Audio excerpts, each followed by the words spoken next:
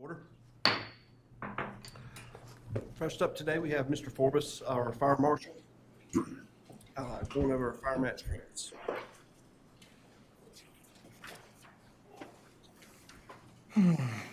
Thank you, Mr. Chairman, members of the board. I'll be brief because the main, excuse me, the main reason y'all are here is to hear from the chief, not from me. So here just to introduce them. This is for the 2024 Volunteer Fire Department Fund. This is the 2024 fire grant application that the Office of State Fire Marshal does every year.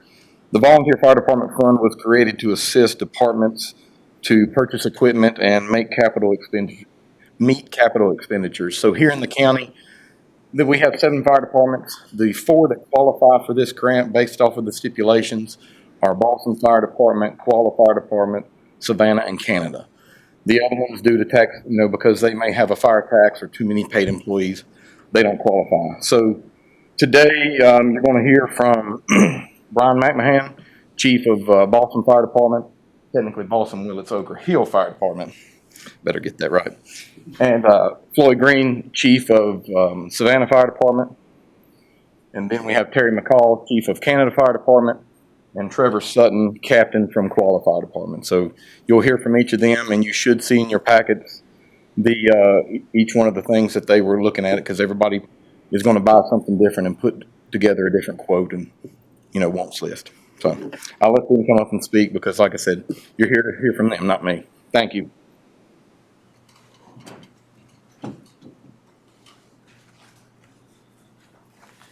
Mr. Chairman, Commissioners, it's always a pleasure to be here, and I appreciate your willingness to hear these requests from the fire departments. This is a huge opportunity for the fire service in Jackson County, for the small rural departments that are represented here, for us to be able to meet the needs of our department and to be able to provide the level of service that we need to provide to our citizens of our communities and to this county.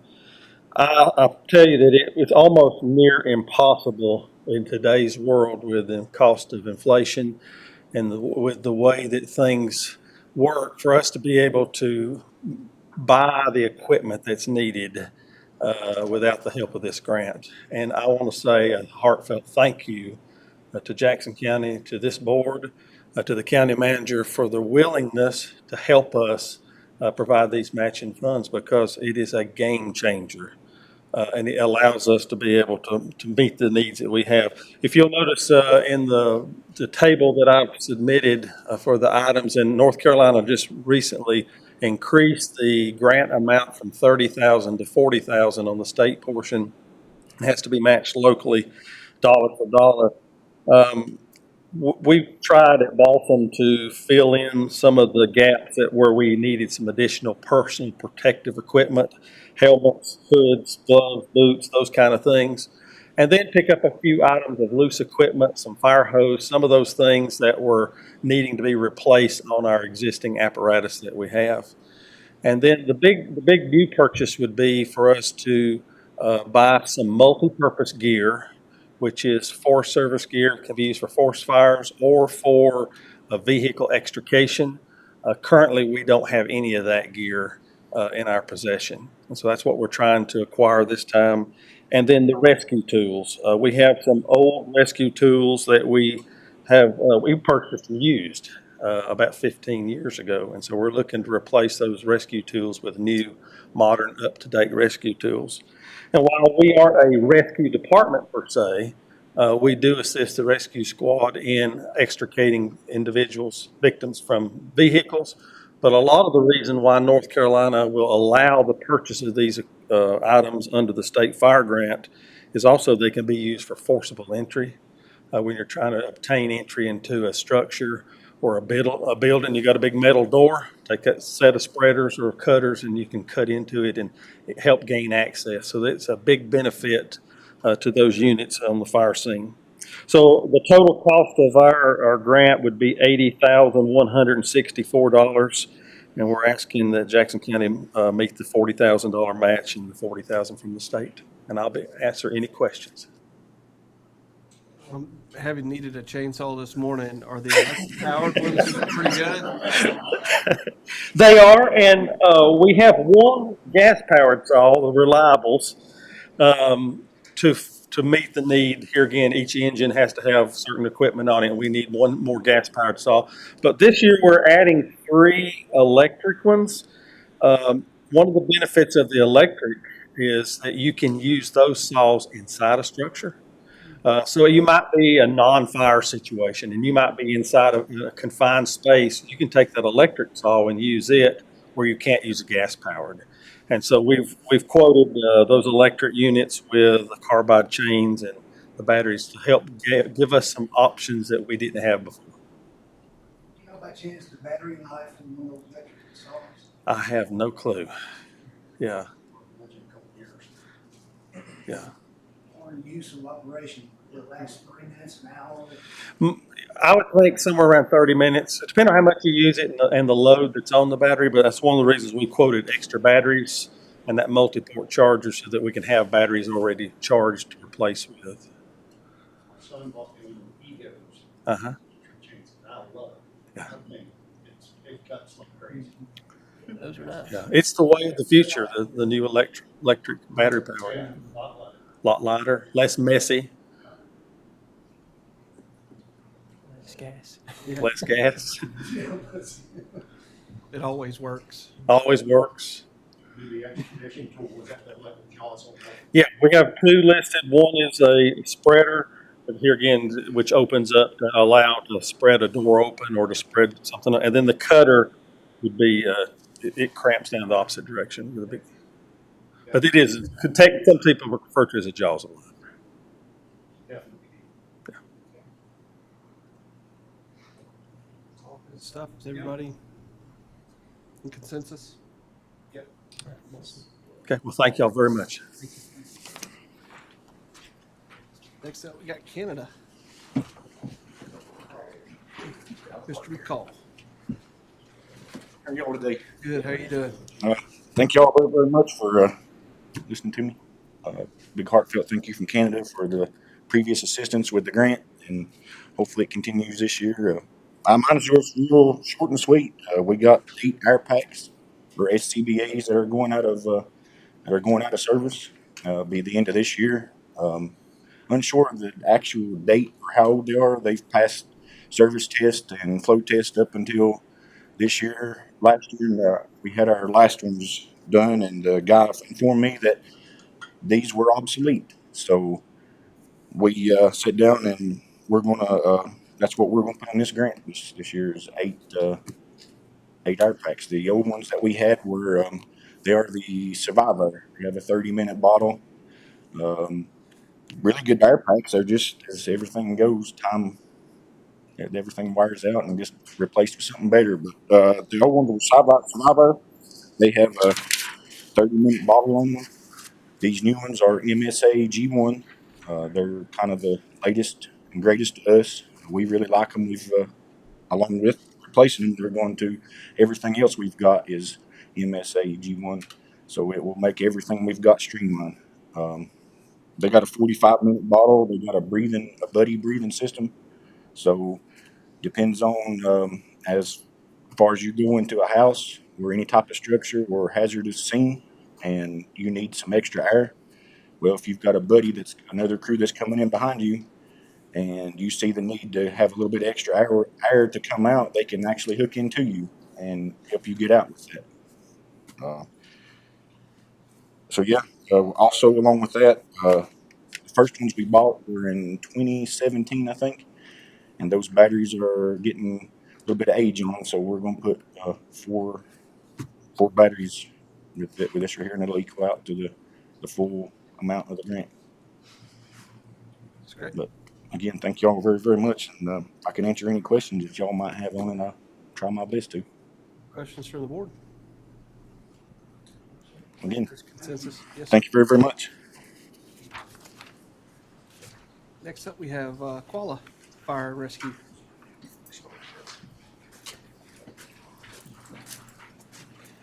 Good afternoon. I want to thank the board the chairman for this opportunity. My name is Trevor Sutton, representing the Quality Fire Department on behalf of Chief Kent Moore. I kind of feel a little less than formal here. I forgot to put ours on the letterhead. I just sent a grant with prices on there, so I apologize for that. I want to thank Darlene for the assistance with this. So this year, to follow up on what Brian said, it kind of caught us off guard too when the state got the grant. Historically, it's been $30,000 either side for a max of $60,000. This year, they upped it to $40,000 on either side for $80,000. So I want to thank you again for this opportunity. It wouldn't be possible, just like what Brian said, with the expenditures that are coming up without the help from the board. When you're looking at expenses on service on fire trucks, servicing fire hose every year, we're looking at like $5,000 just to test fire hose this year for all the hose that we have in our building. So we greatly appreciate it.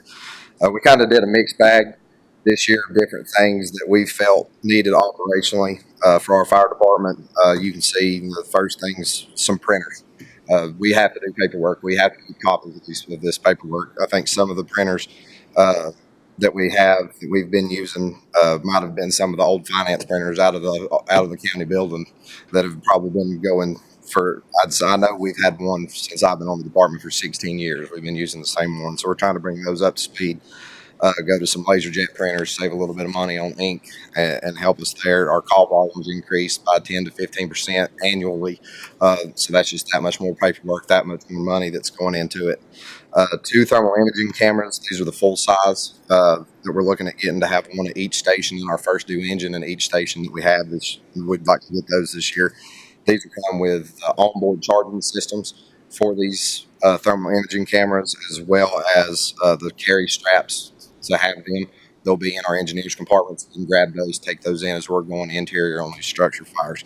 They're also very useful in search operations. At night, doing search operations, you can see those heat signatures and get an idea of where you're searching for people. Multi-gas monitors, so that's your gas detectors. We get paged for carbon monoxide alarms and stuff like that on a regular basis. The ones we're looking at getting this year, one for each station as well, they have their own docking system, their own self-test system. So we can take these, leave them sitting in the station, set them on the dock, have their own gas canister with them, and once a month it does what we call a bump test, and it runs these gases through it, and it comes with software that sends it automatically back to Industrial Scientific. If there are any issues whatsoever with that, they send us a report to our email. They recall our unit. They send us a new unit, and they repair that unit. We're looking at 2 sets of Milwaukee M18 7-tool cordless tool sets. That's to help with rescue, extrication, also to help with shoring structures. Ran into this on a call a few months ago where a vehicle struck a structure that was occupied. So we went through to find these tools that would help us to reshore that building to make sure things were safe for the people still inside the structure. A hydrant flow test kit. We've got 76 hydrants in our district that we test annually. This flow kit would be one that we could keep with us instead of having to borrow Forbes's all the time and having to run it down and bother him like we do. You'll see several different SCBA spare bottles on here. The one individual that's listed is for a RIT pack. That's a rapid intervention team. So if a firefighter goes down inside of a structure during firefighting operations, that's what that RIT pack's for. This bottle is out of its service life per DOT standard. We have 16 air pack bottles for our Scott packs that need to be replaced to keep our service trucks at both stations within spec. And then the 8 boots, coats, gloves, and turnout gear hood, and the pants that you see, that is 8 full sets of turnout gear for our firefighters this year. We added 4 extra helmets to go with it this year, so we'll have a total of 12 helmets that we're looking at purchasing as well. And then the last item that we have on here is a completely new RIT pack with bottle and regulator. So we decided that we wanted to have one of these packs on our first due engine at both stations. So we have a station on 441 and we have one on 74 at West Piney Mountain Road. So that way, if engine, whatever station the engine comes out of, we will have that RIT pack coming wherever it's coming from. And that's all I have. If you have any questions, I'll be more than glad to answer. RIT. So that's Rapid Intervention Team. It's actually the term for it now is RIC, R-I-C, Rapid Intervention Crew. I'm still, I guess, in a way, old school with it. So the Rapid Intervention Team would be deployed in a terrible situation that if a firefighter was to go down in a house fire. A firefighter finds themselves trapped They'll call what we call a Mayday. There's all kinds of information that goes along with that too. It's a scary day. It's a day I hope that we never have to see in Jackson County.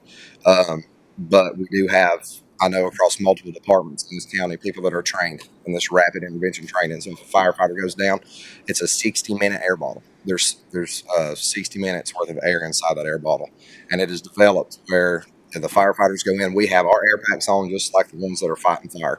We're going in, we're finding that firefighter. We have a 60-minute bottle. We can take that bottle, we can connect it directly into their air pack. They have 60 minutes worth of air while we work on packaging them and getting them out and getting them help. So that's what it's for. That would be 2 that we would have in the Quality District. You make a comment about call volumes. Yeah. Really interesting to see the last, if that data is available. Yeah. Next Tuesday, we get on the view of that, okay, I would really like to see that increase. Yeah. Chief Vet the other day, and I was amazed at Silva's increased cost. Yes. And just, you just said 10 to 15% a year. Yes. So I know in 2023 we ran 795 calls in the quality, just in the Quality District, and if I remember correctly, I may be off by 1 or 2, but it was right at 895 we ran. 895 we ran in 2023. 795 we ran in 2022. So we're now on track. January, we ran almost 100 calls just in January in the Quality District. We ran 93 calls in the Quality District. That was up by 32 calls from what we ran that month the year prior. So what we ran in January 2023, we're already up 30 calls in 1 month than what we ran the month before. So if that continues, we're on track to break 1,000 calls in the volunteer department. Would it be possible to get those calls presented by next Tuesday? Yes, sir. Across all fire departments, Just year over year, I guess. like a 5-year. Those calls for all the departments count on the ballot. Okay. Can you do that like for a 5-year, last 5 years or so? Yes, we can. How many of those calls do you get where somebody's parked their finger on the nose? So we have them broke down, and you'll probably see it broke down. I know in the Quality District, we use the state's free image trend version of fire reporting. So ours are broken down between public service structure fires, MVAs, motor vehicle accidents, with or without injury, different types of hazardous conditions, flood assessments, and stuff like that we can run to. So I know on my system, I can print them out by each individual call type, however you want them, or I can break it down just by year. And we could do it year over year, however I know from the quality side of things. And I keep a spreadsheet. I've got a spreadsheet that I can send to Forbes or to Darlene that from the time we've actually started keeping track of this, I think ours goes all the way back. I have a spreadsheet all the way to 2012. And you can see. I will tell you, I'm sure most departments are like ours. The COVID years, the heavy COVID years, you're going to see some skews. You're going to see a huge drop because everything was locked down. We weren't really going to much. Our dispatchers did a really good job implementing some things and making sure that our volunteers weren't getting paged out on these COVID positive calls. You know, we were leaving that for paid staff. You know, you're paid to go do this. We don't want to get a bunch of first responders that are volunteers out, get them out, get them exposed to this. Then they're out of work for 2 weeks at the start of COVID. So you're going to see a whole lot of downtrend there in those years, but you'll be able to see that it's a constant escalation that we're seeing in our area. I can easily put that together with the data we can pull. So y'all would like to see a 5-year average? Okay, that won't be a problem at all. And we can put that also into a bar graph so you can see it. I'd like to see the actual calls versus mutual aid calls as well. Interdepartmental in the county or outside of the county? In the county, Okay. De Silva, whoever. So you want to break it down based off of the type of call that each department goes on, the percentage that way? Yes. For 5 years? Okay. Any other questions for me? I'm going to apologize to the chief sitting by me. I didn't mean to call it more work. Thank you.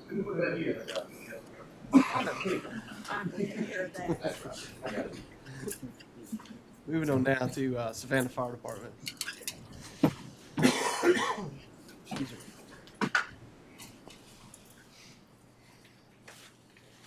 Thank y'all for doing this. It's a big help. It's unreal how much difference it makes at fire departments. I think over the last several years, we've probably got, of course, with the grants, over probably close to $400,000 over the years. I can't remember when we started doing this. This list, the first 6 items is turnout gear. That's a complete set of turnout gear. It's hard to believe that that's over $4,000 just to equip one person. And then you get the air pack, that's another $8,000, $9,000. So it's unreal how much it costs to do this. The next item we've got here is flashlights. These are set up where you can put them on a helmet.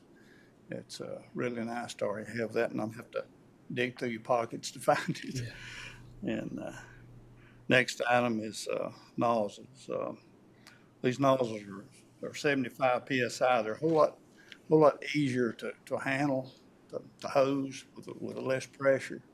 It just makes it so much easier. It don't wear you guys out so quick, you know. Next item here is it's like a respirator for an air pack mask. When you're going in to mop up, finishing up on the fire, you're not having to carry that whole pack. It just, like I say, it don't wear you people out as fast. Next item we got here is thermal imaging cameras.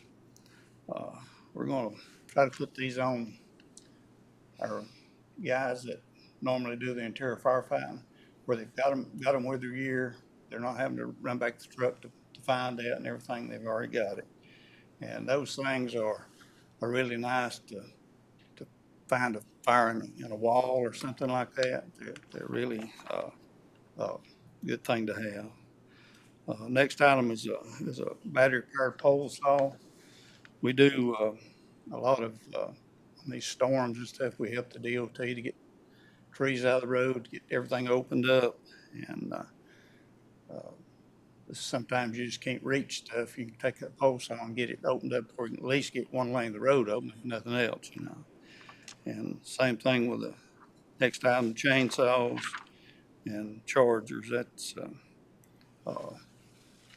another thing we use, and they're battery powered. So, you know, the old gas powered saw, you pick it up, you jerk on it, and you won't start. You put that battery in. If that battery is charged, you got they work good.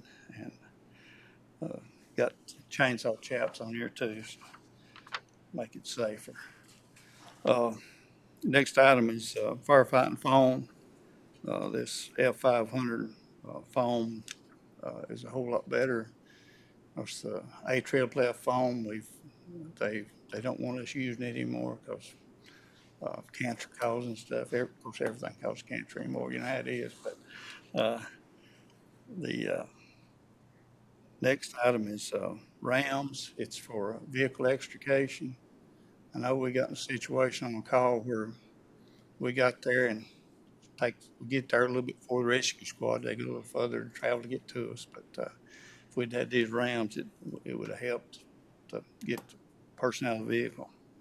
And we've got the extrication, the cutters and spreaders, but we don't have the RAMs. So we try to get that to help vehicle extrication.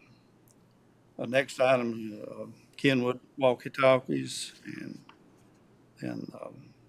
Viper radios and pagers. That's something, you know, they wear out over time. You got to replace them. If you don't start replacing stuff along, you wind up everything you got's old and wore out, like me. Y'all got any questions I can help you with there? No, sir. If you ever got any questions, just let us know. Thank you. Thank you. Thank you all.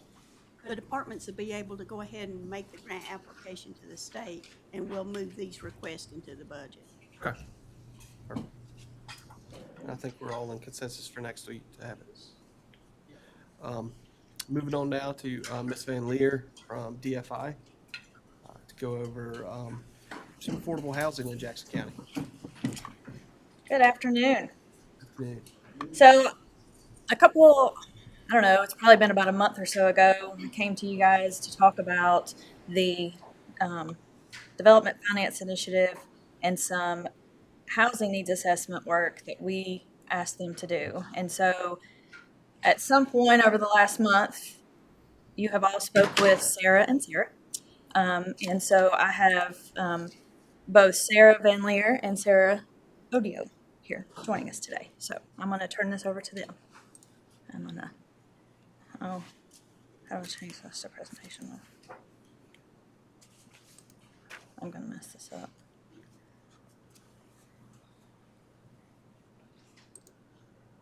I'm going to go away.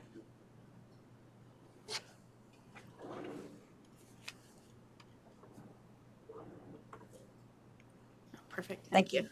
Thanks, Tiffany. Hey, y'all, nice to see you. Thank you so much for having myself and Sarah Odio here today. It's nice to see you again. I'm going to say some things that I've said to you before, but to the benefit of the full room for who we are and what we're here to talk about. So, quick overview of our agenda. So as Tiffany mentioned, we've been working on the housing needs assessment. I've talked with you a little bit about this, but the goal of today is to talk through our, kind of full set of findings, to answer questions, and to give you a preview of kind of what's coming next and the continued conversations we'll have with you. So first, y'all have heard me say this, but to the benefit of everybody here, the Development Finance Initiative is a program of UNC School of Government.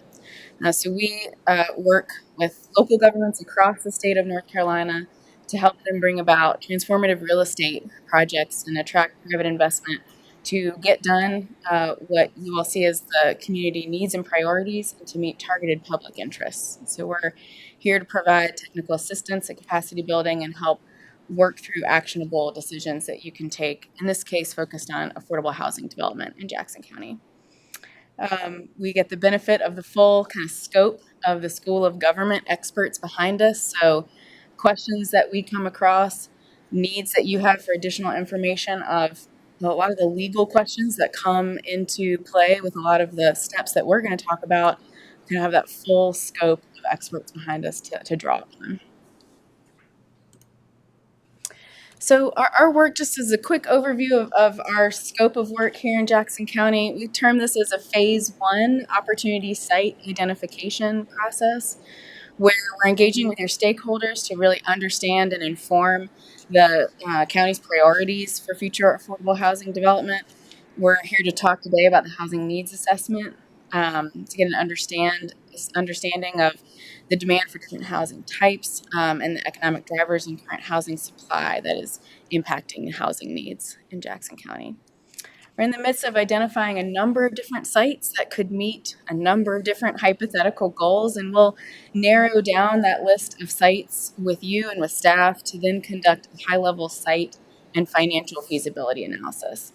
And the goal of that work is really to give you an idea of physically what's possible on that site, and then financially what's the feasibility, what kind of private resources you may be able to attract to that opportunity, what kind of funding gap might exist that can inform your participation and any other stakeholders that need to kind of come along in partnership with you. That is all to inform a potential future phase 2, where our team would dive in deeply to one of those sites, deepen our analysis on that site, and partner with you to attract and find and negotiate with a future development partner to bring about the vision that you have for that site. So first, I just want to talk about a few terms, definitions. What is affordable housing? How are we thinking about this, so that we're creating some shared understanding about these terms and what we're looking at in Jackson County. So first, what is affordable housing? The federal definition that we tend to look towards, because it's the basis for a lot of federal programs and federal funding, is housing is affordable based on your income level of your household and spending approximately 30% or less of your income on your housing related expenses. And that includes your rent and or your mortgage, and your utilities, your taxes, kind of everything you can think of that relates to those housing related expenses in your household. If you start to be spending more than 30%, we consider your household as cost burdened. You're spending more money. That place of living is no longer affordable to you and your household. So as you can imagine, that changes a lot depending upon your expenses and your household size and your income level. So we'll dig into what those income levels look like here in just a little bit. The other thing that I wanted to point out is there's a couple different kinds of affordable housing. The first kind we tend to think about as like a lowercase a affordable housing. It's not restricted based on your income. It's naturally affordable housing. And that's maybe because of location or quality or a number of other market factors that is making that space an affordable place to live. I guess the biggest piece about naturally affordable housing is that those residents are certainly susceptible and vulnerable to market changes. You can't count on that stable income, or not income, rather your rent or your mortgage amount. Those things can change based on market factors. Then we have capital A, affordable housing, which is income restricted. It's based on your household size, the income you're making, and the costs for your housing is related directly to that income. And so this can be publicly or privately owned and operated. And as a result of its income restriction, you're not susceptible to those market changes that can then cause some pretty big shifts in the housing expenses that you're expecting for your household. So we'll talk a little bit more about both of these kinds of houses, affordable houses, as we go forward. So the other thing we'll talk about is low to moderate income households. And low to moderate income is defined as a household that has an annual income of 80% of the area median income or below. And we'll get into some more of those numbers, but as this chart kind of demonstrates, there's a mix of owners and renters in Jackson County who are considered low to moderate income.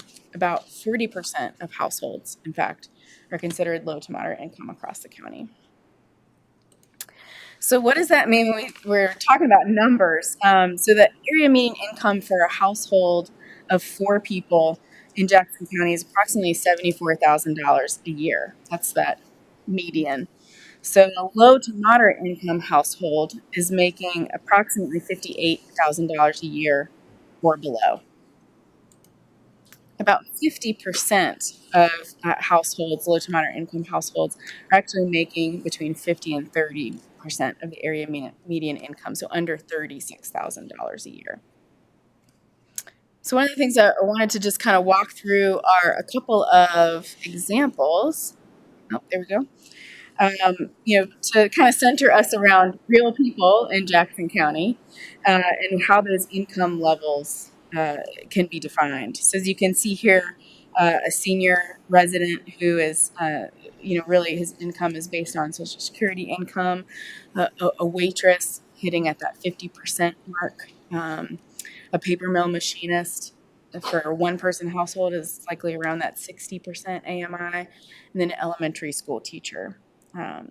So the second part of that chart is at that income level, here's how much you have to spend on your total housing-related expenses in order to not be cost burdened. So to keep you below spending that 30% of your household income. The average rent from what we've seen and kind of scoured online, the available rents is around $2,000 in Jackson County right now. So as you can imagine, it's pretty difficult to find at these income levels a place to live that is not going to leave you cost burdened as a household. So I want to just kind of hone in for a minute on that elementary school teacher. If she is a one-person household looking for housing, she's making approximately $40,000 a year, and she has about $1,000 to spend a month on her housing-related expenses. And she's considered at that household size at the 80% AMI level, that low to moderate income level. Now let's say her household changes and she has a non-working spouse and a child. Oop, let me back up a little bit.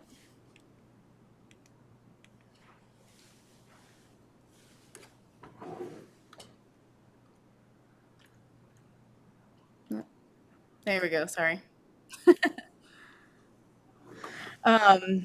She's still making $40,000 a year, but her housing expenses, because she's likely trying to find a larger place to live, have grown, yet she has less money to spend on those housing related expenses in order to not be kind of cost burdened. So her household is now considered at that 60% AMI level. So lower income household kind of based on her size, same job, same income, but larger overall expenses. So one of the things I just, kind of want to bring up from the get-go is what can the county do about that? How can you support low to moderate income households in the county? North Carolina state law says kind of essentially, there's a lot of words on this screen. There's a lot of different nuance and complications, but essentially public participation is allowable to support households at that 80% mark and below. So thinking about the total scope of low to moderate income households, you can kind of hang your hat on that 80% AMI level. Now I want to, again, it's complicated depending upon what you're doing and with who and how. There's a lot of different laws that apply. I am not a lawyer. So I would encourage you all to talk to your county attorney. I would encourage you all to reach out to the School of Government. We can have much deeper conversations that are context specific if we want to get into the details of exactly how you can participate and what that looks like going forward when we come across some concrete opportunities. There we go.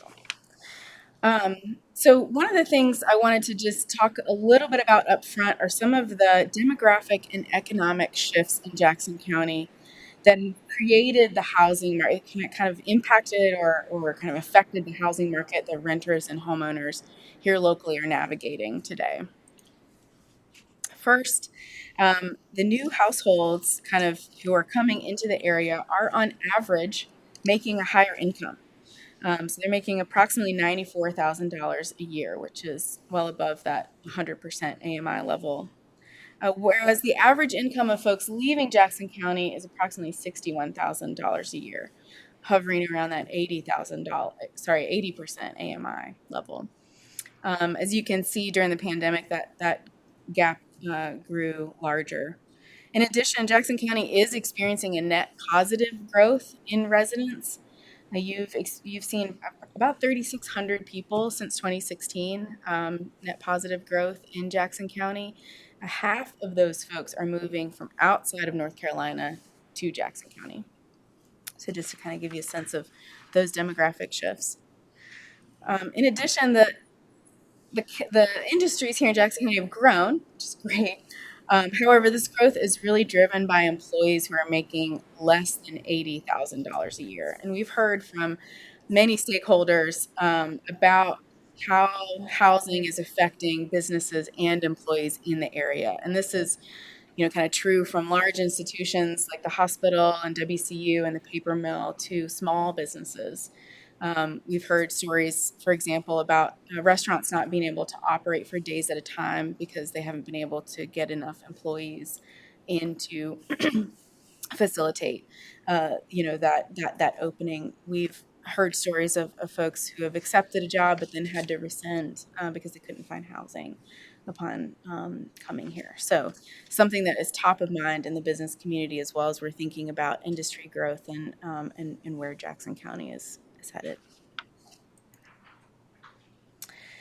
So kind of given that context, I want to take a look at housing need and kind of more specifically what that is looking like right now.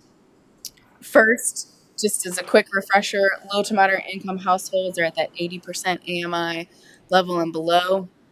Cost burden is a household that is spending more than 30% of their income on housing related expenses. They may also be severely cost burdened, which means they're spending over 50% of their income on housing related expenses. And then we have kind of a broader term here, which will come up in the next couple slides, which is housing need. And that encompasses not only a household being cost burdened, but maybe they're living in lower quality facilities without plumbing and proper kitchen facilities, or they're living in overcrowded spaces. So when we talk about need versus cost burden, it's that kind of broader definition that we're using. Sure. Earlier in your screen, the 40% LMI and Coley was excluded. Yeah, can you just go into that? Yeah, that's a great point. I'm glad you're bringing that out. We did exclude Cullowhee, and you'll see it on this slide as well and on future slides. Cullowhee is has a huge student population, as you all know. And student populations, because they tend to look lower income based on their income levels, they skew that need data. So we excluded Cullowhee. Now, not to say that the housing and other factors happening in Cullowhee aren't affecting the findings. We're going to dig into that a little bit more. But for the purposes of getting as close to a realistic number as possible, we excluded that student population in Cullowhee. I asked the same question. Our first meeting over the Zoom, so I asked the same thing. Yeah, no, appreciate you bringing that up.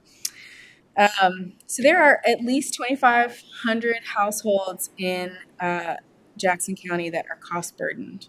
So we took a look at renters versus homeowners, and we found that 93% of low to moderate income households are cost burdened. Those are really made up of families and single person households by and large. Then we look over at owners. The majority shifts, approximately 60% of cost burdened homeowners are senior households. And then thinking about that kind of next level, that severe need. So households spending more than 50% of their income on housing related expenses, living in lower quality homes or overcrowded homes. This is approximately 1,200 households. And as you can see kind of on the graph, the largest portion being at that lowest income level, 30% of the area median income and below. So that's making less than $22,000 a year. To put those numbers in relationship to the kind of capital A, affordable income restricted housing that you have in Jackson County, you have approximately 250 units currently. About 35 of those units are set to expire in the next couple of years.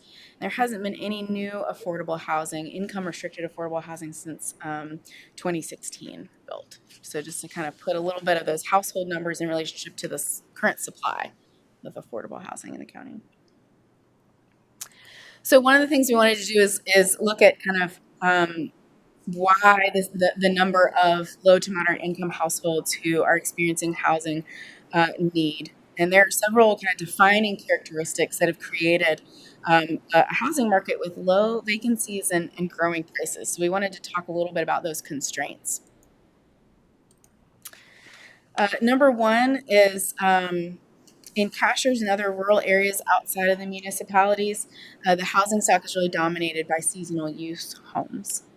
I'm not going to tell you anything in this moment that you don't already know, but we'll dig in deeper to those data. Second is Cullowhee is dominated by student housing. And then in Silva, Cullowhee, and in other parts of the county, you have low quality or other supply constraints in existence that we'll dig in more deeply in the next couple of slides. So first, a quarter of housing units in the county are reserved for seasonal use. And kind of looking at rural areas and Cashers in particular, that proportion grows. So 40% of the housing stock in Cashers is reserved for seasonal use.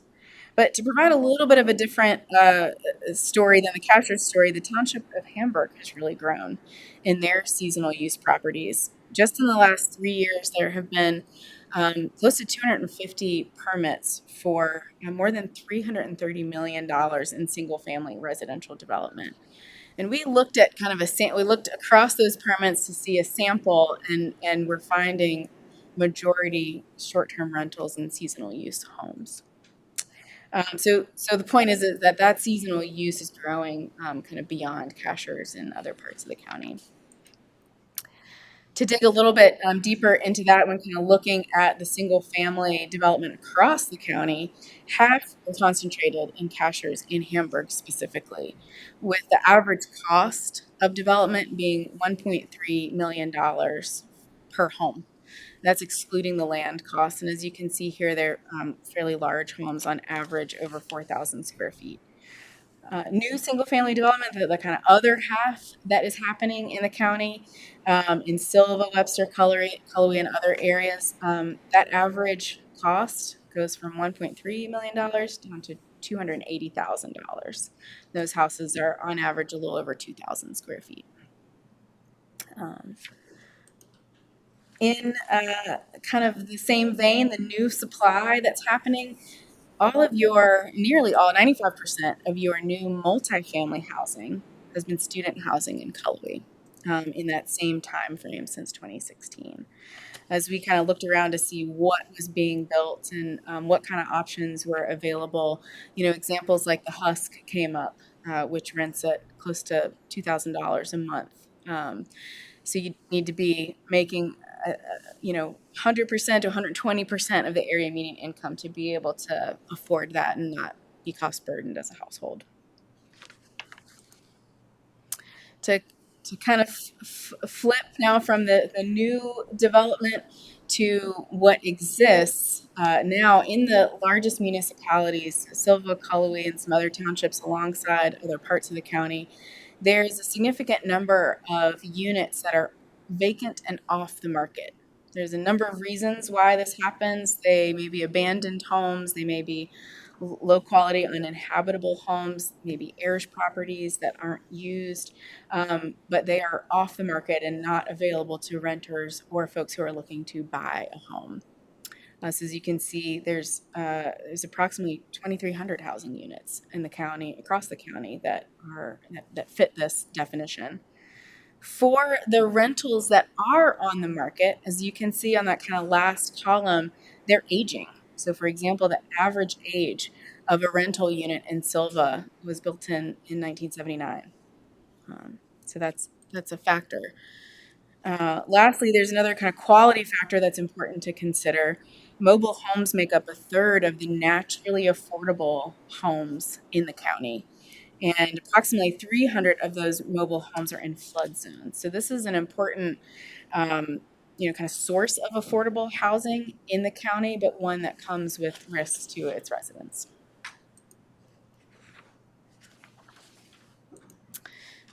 So these, kind of key features, these constraints on the housing supply currently have resulted in a number of challenges that are exacerbating kind of housing need and the housing crisis that you all are experiencing.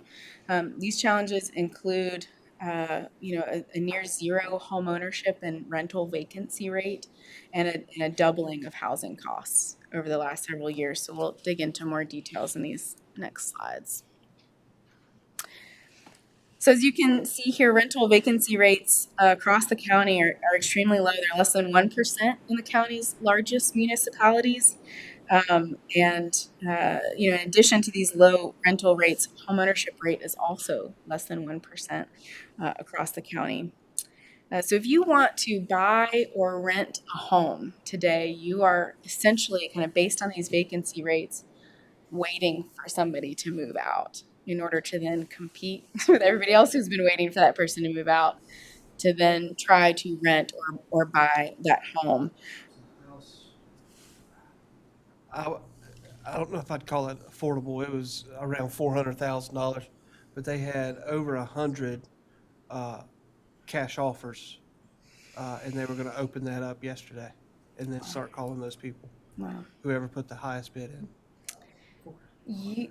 Yeah, I'm not surprised. We looked at the rates of sale for homes in the county, and you've had on average 100 homes for sale per year over the last couple of years, which is creating an extremely competitive homeownership market.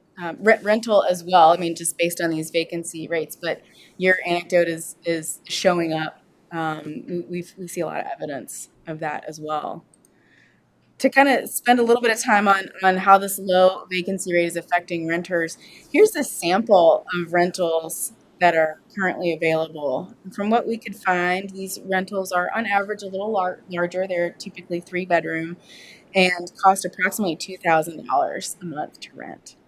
So if we circle back to that elementary school teacher who's making $40,000 a year, you need approximately $80,000 a year to afford what is currently on the market. So that, she's making an income that's half. But even if we look at average pay for WCU professors, which is around $63,000, $65,000 a year. So across your education sector, which is one of your largest sectors in Jackson County, what's currently available for rent is unaffordable to folks who are living here. These low vacancy rates paired with the high prices also has created what we term as a rental income mismatch, which essentially means that higher income households are renting spaces that are more affordable to them, which lower income households are then kind of pushed into renting houses that are, or apartment complex, rental units that are unaffordable to them. So you have half of your low to moderate income households are currently living in households that are in rental units that are unaffordable to their income level. So there's a mismatch happening there based on what's currently available in the market. So alongside renters, there's a near 0% homeownership vacancy rate paired with a doubling of average home costs. As you can see here, over the pandemic, as I mentioned, you all had an average of 100 houses on the market per year. So I'm not surprised, Mr. Letson, to hear that there was a big waiting list and a lot of cash offers and a highly competitive market in which to compete for that one house. But let's say that you do get an opportunity to buy that house. Today, you need an average income of $163,000 a year for your household to be able to afford what's on the market currently. So just to summarize, a significant portion of Jackson County's households have severe housing needs. And this is a data point that is a point in time. It's actually from 2020. So we've experienced a pandemic since then. We've experienced a lot of economic and demographic shifts. And so, as we've discussed, there's a lot of unique challenges happening all at the same time, all in the same place. And so we believe that this number is actually an underestimated number. And based on some of those trends that we saw with who's moving in and who's moving out and how your economy is shifting, we see the potential here for the current crisis to grow based on these findings. So I know that's, I've given you a sad picture. The good news is there's a lot of different things that can be done, and we're excited to continue the discussion with you on actions that can be taken to support the next steps for affordable housing in Jackson County. But first, I just wanted to, I'll pause before I ask my question and see what kinds of questions have come up for you all. Of those 2,300 homes that are off the market, vacant, is there any information data showing that rehabbing those homes are maybe more cost efficient than new construction? I think the short answer is it depends. And I think there's a lot of ways to think about housing preservation and improving housing quality over new construction. Both and are important given the limited supply that you currently have in Jackson County. I think it's a very viable strategy to consider. We would have to do a lot more of kind of our financial feasibility work to give you a clear answer on how the cost shakes out. No. And would that be kind of segueing into phase two? Would that be a phase two component? That would be, I think the short answer is also that depends. So we're going to come to you, intermittently over the next couple of months with ideas about sites largely focused on new affordable housing development. But a part of those conversations will also be examples of places where we see lower quality or off the market houses and what you can think about doing to affect that current stock. So we can dig into more of those answers. I will say, if you all get to a stage, you have limited time, limited resources, and when we think about where you want to invest your time and resources and your partnerships, that's a big question that we want to help you answer is, do you want to focus on housing preservation? Do you want to focus on new housing development? Maybe there's a way, depending upon your resources, your partnerships, your time, that you can do both. So we want to have that discussion with you, and that will really help inform in phase 2 where we're deepening our analysis the most. It would be interesting, I know it's challenging to have a model where you're using taxpayers' dollars on a person's privately owned home to ease the rental needs in this county. Right. But if there's a model out there, another municipality or county that's utilizing that, it'd be good to see that language. Absolutely. Maybe that school government could help on that. Absolutely. Yeah, we'll definitely. Will focus be more on multifamily units than. Currently, we're in the midst of looking across the county at a number of different sites to understand what's possible across a number of different goals. So for housing preservation, we're going to be looking at very different sites and opportunities than we are for multifamily, largely low-income housing tax credit supported multifamily development. Those are different sites. So we'll come and talk to you about all of those opportunities. The number of low-income families, it seems that would be the most beneficial, would be multifamily units that would come in with.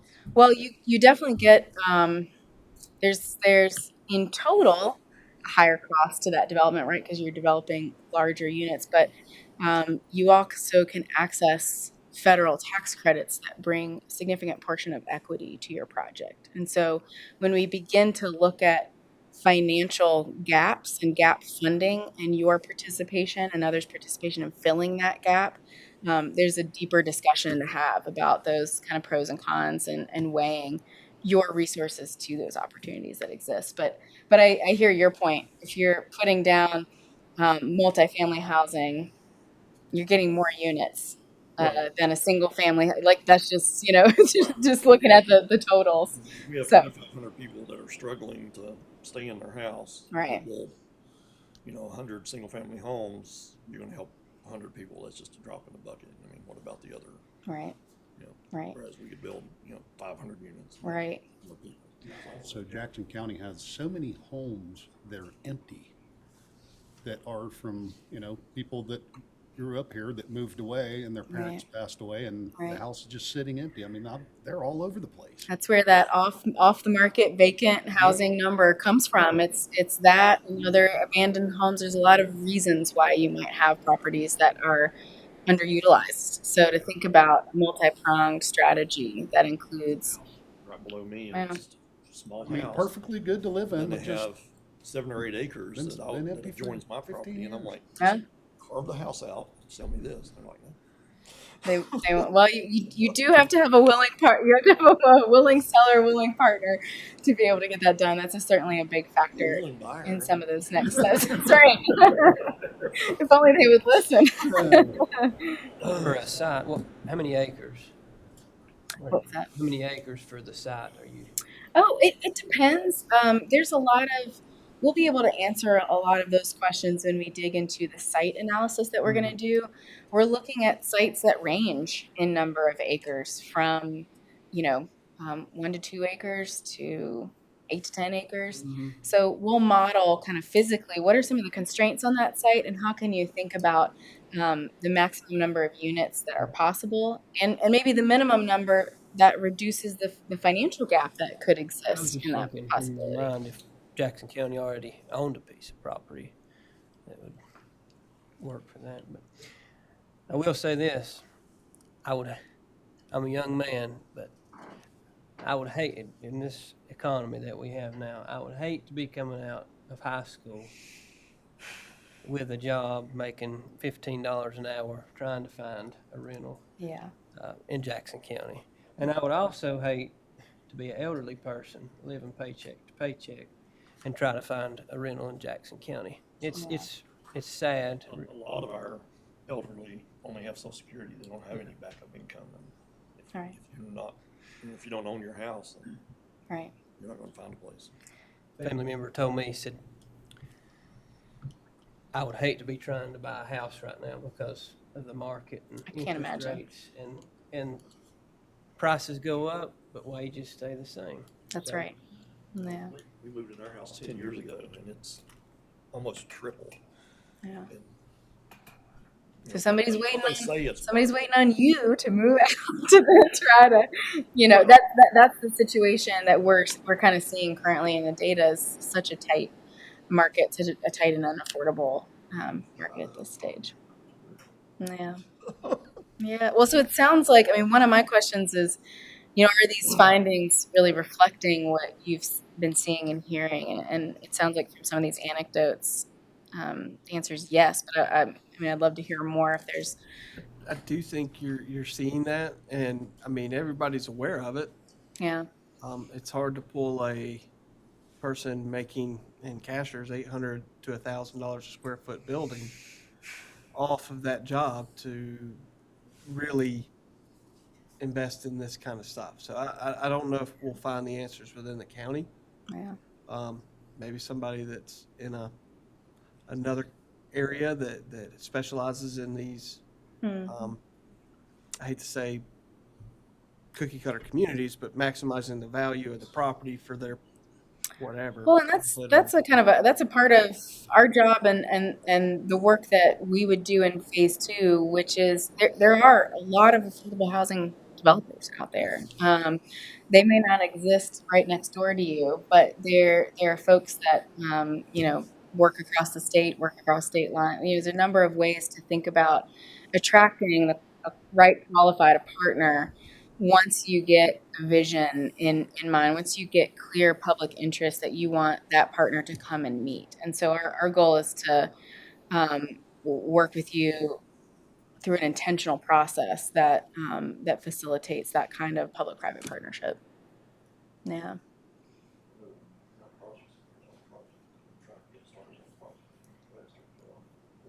Yeah. Yeah. Okay. I know we're probably out of time, but just curious if there's anything surprising or unexpected that we presented today, or any kind of additional questions you might I have. think for me, Yeah. the only thing that was surprising is there's 2,300 unoccupied structures in this county. That may change some of the answers I had in the initial conversations you and I had. Yeah. In terms of, how do we meet an immediate need? What is the status of those structures? And I guess it's case by case, because you can't really say they're all at this level of deterioration, or they're all at. Yeah. Well, there's a lot of unknowns. This is a census data point that we can't find. We don't have exact addresses to those, and so there's definitely a significant process, kind of an undertaking to identify, understand the kind of context of those houses, and think about an infill kind of housing preservation strategy. So there's a number of ways to go about thinking on that. Of those, kind of estimated 2,300. Some portion of those would likely be something that the county can think about taking action on. Yeah.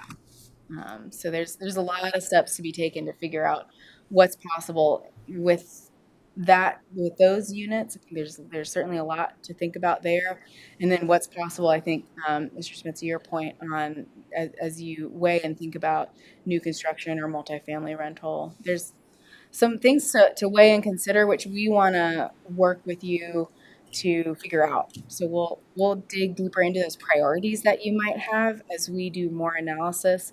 Your priorities will be a central part of those discussions alongside the numbers that we bring to you. Two large units here in Silver area, and they're low income, they're income based, and they're both long waiting lists to get in. So. Yeah, it's pretty limited supply from what we've seen, especially in comparison to the need number. Yeah. Thank you all so much for having us.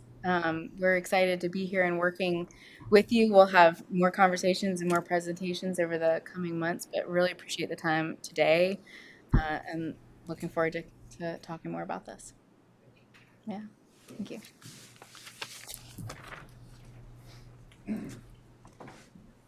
Moving on now to Mr. Poston and the planning director.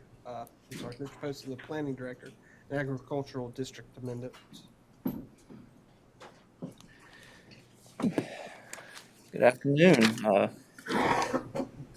Start off by talking about the housing concerns and issues that we have in the county, and that's certainly housing and performance land use. I'm going to take it to the other end of the spectrum, which is how to preserve our farming heritage, the culture surrounds that, and the actual operations of agricultural operations. And I think as we've talked over the years, I've told you that land use planning is about balancing all these different types of needs in the community. So I'm here today to talk to you a little bit about the Voluntary Agricultural District. We work with Soil and Water and Cooperative Extension, Soil and Water staff, the board, and the process. But the Voluntary Agricultural District is what it's normally referred to. We started that in 2008 here in the county. The General Assembly created this opportunity in 1986. And since that time, in Jackson County, these numbers are a little bit old, but they probably hold true. My discussions with Barry Stevens, total agricultural dollars revenues in Jackson County is right around $2 million. We have somewhere in the neighborhood of 230, 250 farms, averaging about 16,000, a little over 16,000 acres in farmland. Those numbers are probably just a little bit high. The day's a little bit old, so you've probably seen some attrition in that.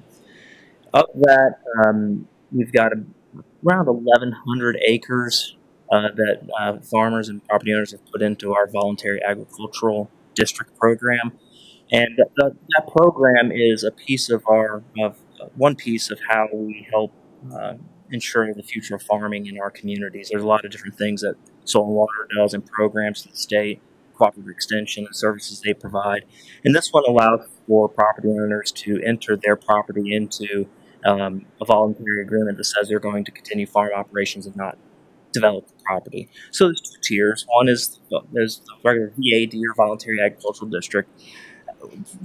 Some of the benefit of the property being in that voluntarily is awareness. You get a sign that looks kind of like this that you get to put out in front of your property. It says you're part of the voluntary farm, and then everyone, your neighbors and everyone around knows that you're a farming operation, and that's helpful. It also can reduce the ability for folks to successfully bring a nuisance lawsuit. So if I moved in next to you, next to a working farm, and I say, wow, there's a lot of noise, and odor, and impact my peaceful enjoyment of my property. Well, this program helps say, well, we've had it on record that this is a farm, so when you moved in, you should have known the signs out there. We've got some things on GIS that I'll show you. So that's part of it. If there's ever going to be a condemnation of property, if you're enrolled in this program as a farm, there's a public hearing process that has to be completed before the condemnation can come into effect.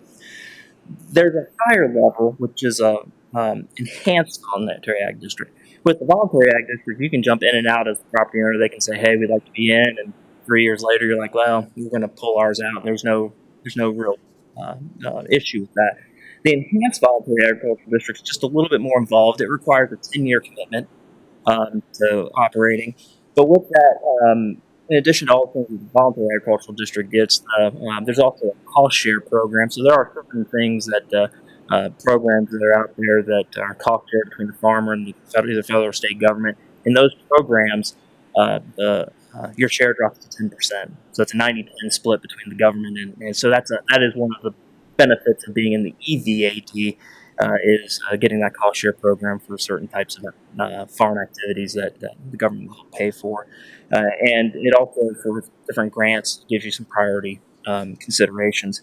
That is a 10-year commitment, and then if you choose if you choose to do nothing, it automatically renews for 3 years.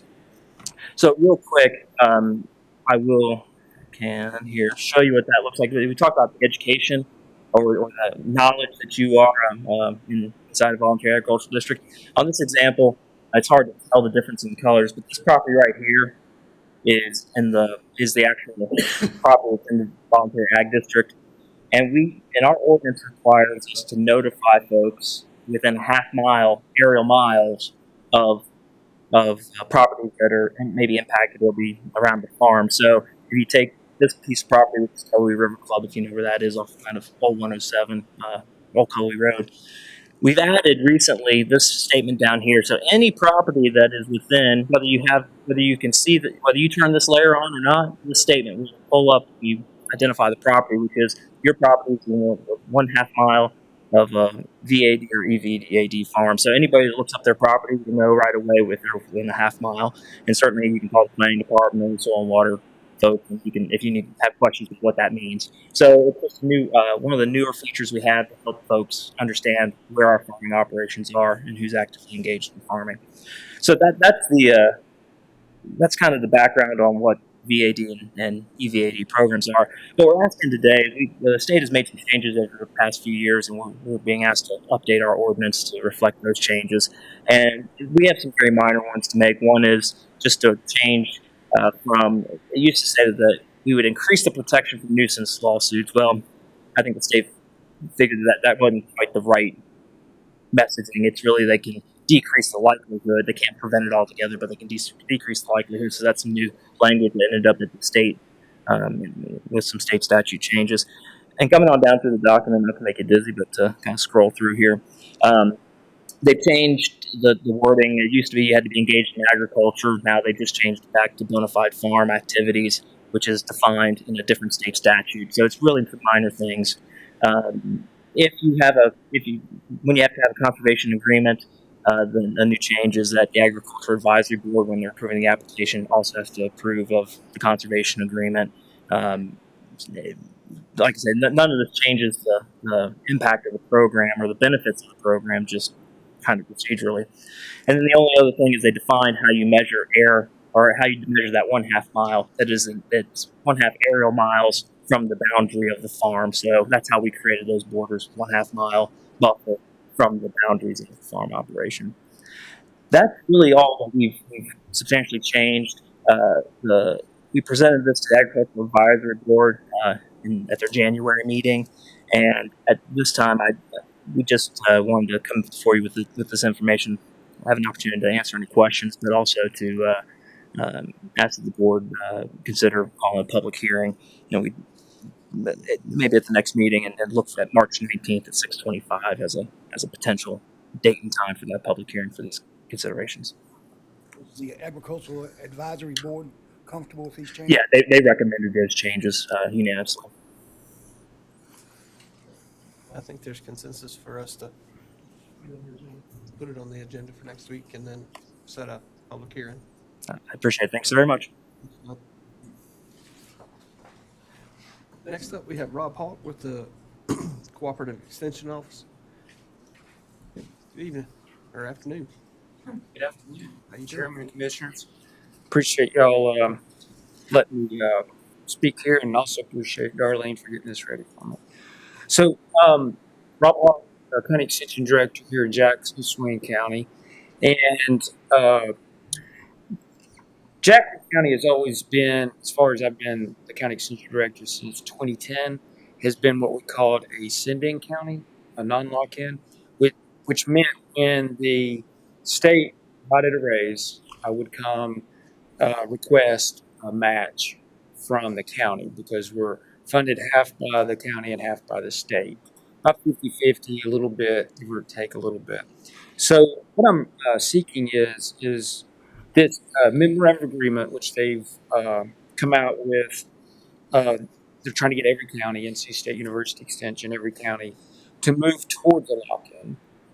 With page 7 under section G, lock-in provision, this section describes a preferred agreement to support the salary agreement between the county and NCSU for extension personnel. And what that means is when the state would provide a raise, let's just figuratively say 2%, the county would automatically match the 2% raise on the county portion with the state portion.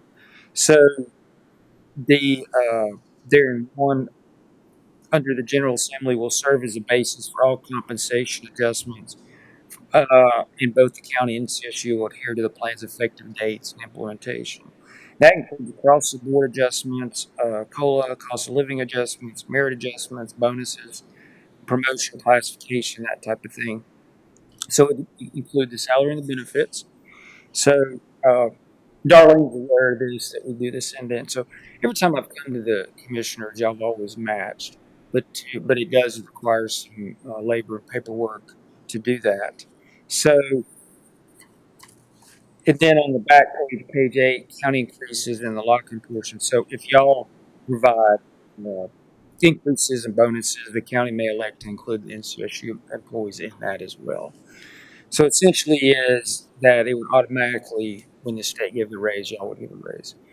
Swain County has been on this for, well, ever since I've been director, and probably before, since 2010. So, and that's pretty much the essence. I mean, you can go through and read all that. Some of it's preamble, part 1 extension will do this, and then the Board of Commissioners will do this on page 4. But I don't get all into that, but it is a request that the state, NC State College of Agricultural Life Science would like to see all the county become lock-in. So makes administration a little bit easier for both sides. That's accurate, Darlene? Since let's put this on the agenda. Are there any questions? If the county gives pay increase, will the state match the county's increase? No, I don't think so. It works that it says the county may elect to include NC State employees. Lock-in provision indicates that all state adjustments will be honored and automatically drafted, but the county is not limited. It's just the state increases in this agreement. State sets the salary, they're on the state's pay scale. We're on the state salary.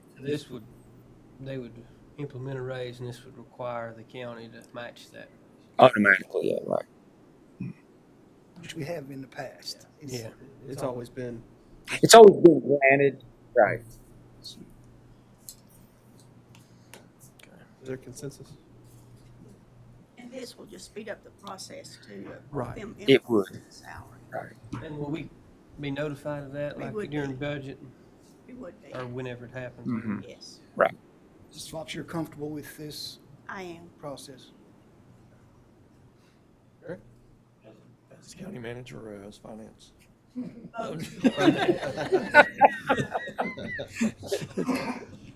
So what would require page 8, there's signature of the chairperson, and then I would take it from there and send it to the state, and then the dean signs off. So, yeah. Well, I think we'll have it on our next, we will have it on our next meeting, and we'll get this taken care of. Okay. Thank y'all for everything you do for extension. Y'all have always been great to us, so appreciate it. Thank you, Mark. Thanks, Arlen. Ms. Fox, do we want to take that break, or do we want to? It's up to you. I'm fine continuing on if everyone else is. Okay. Well, moving on now, we'll go to Ms. Fox with bid and offer on a tax foreclosure property.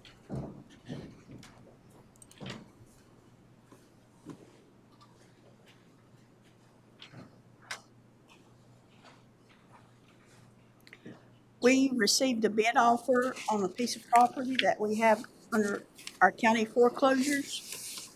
It is for $40,000, and it's from Tyler Davis. That property was foreclosed on November of 2022. We have received the bid deposit of $5,000. $2,000, 5%, I'm sorry. The foreclosure, it does have a structure on it. There has been problems with the structure, and it's not complete. It's about 40% complete. It's this property here, and you can see some of the house is actually across the property line. So whoever gets the house is going to have to make provision for that.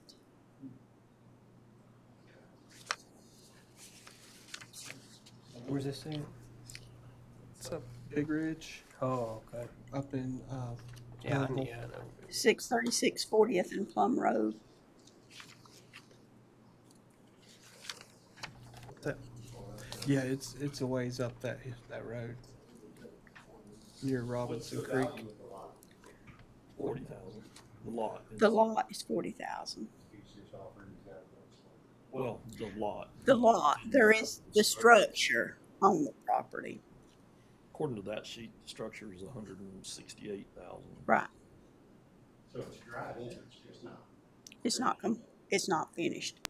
And it's been sitting since 2010, I think that's correct. 2012. I don't know. Shingles. It says, well, it says asphalt shingle. Oh, well, it should be fine. They would have to get a new construction authorization permit for septic system. They'd have to have the property line issue resolved. They'd have to have an engineer. They would have to make provisions to buy a section. Probably. Site engineer, whoever engineered the foundation. Yeah, we just ran into that with my son, trying to get right away. Are the back taxes on that? The amount was $28,374. Square feet.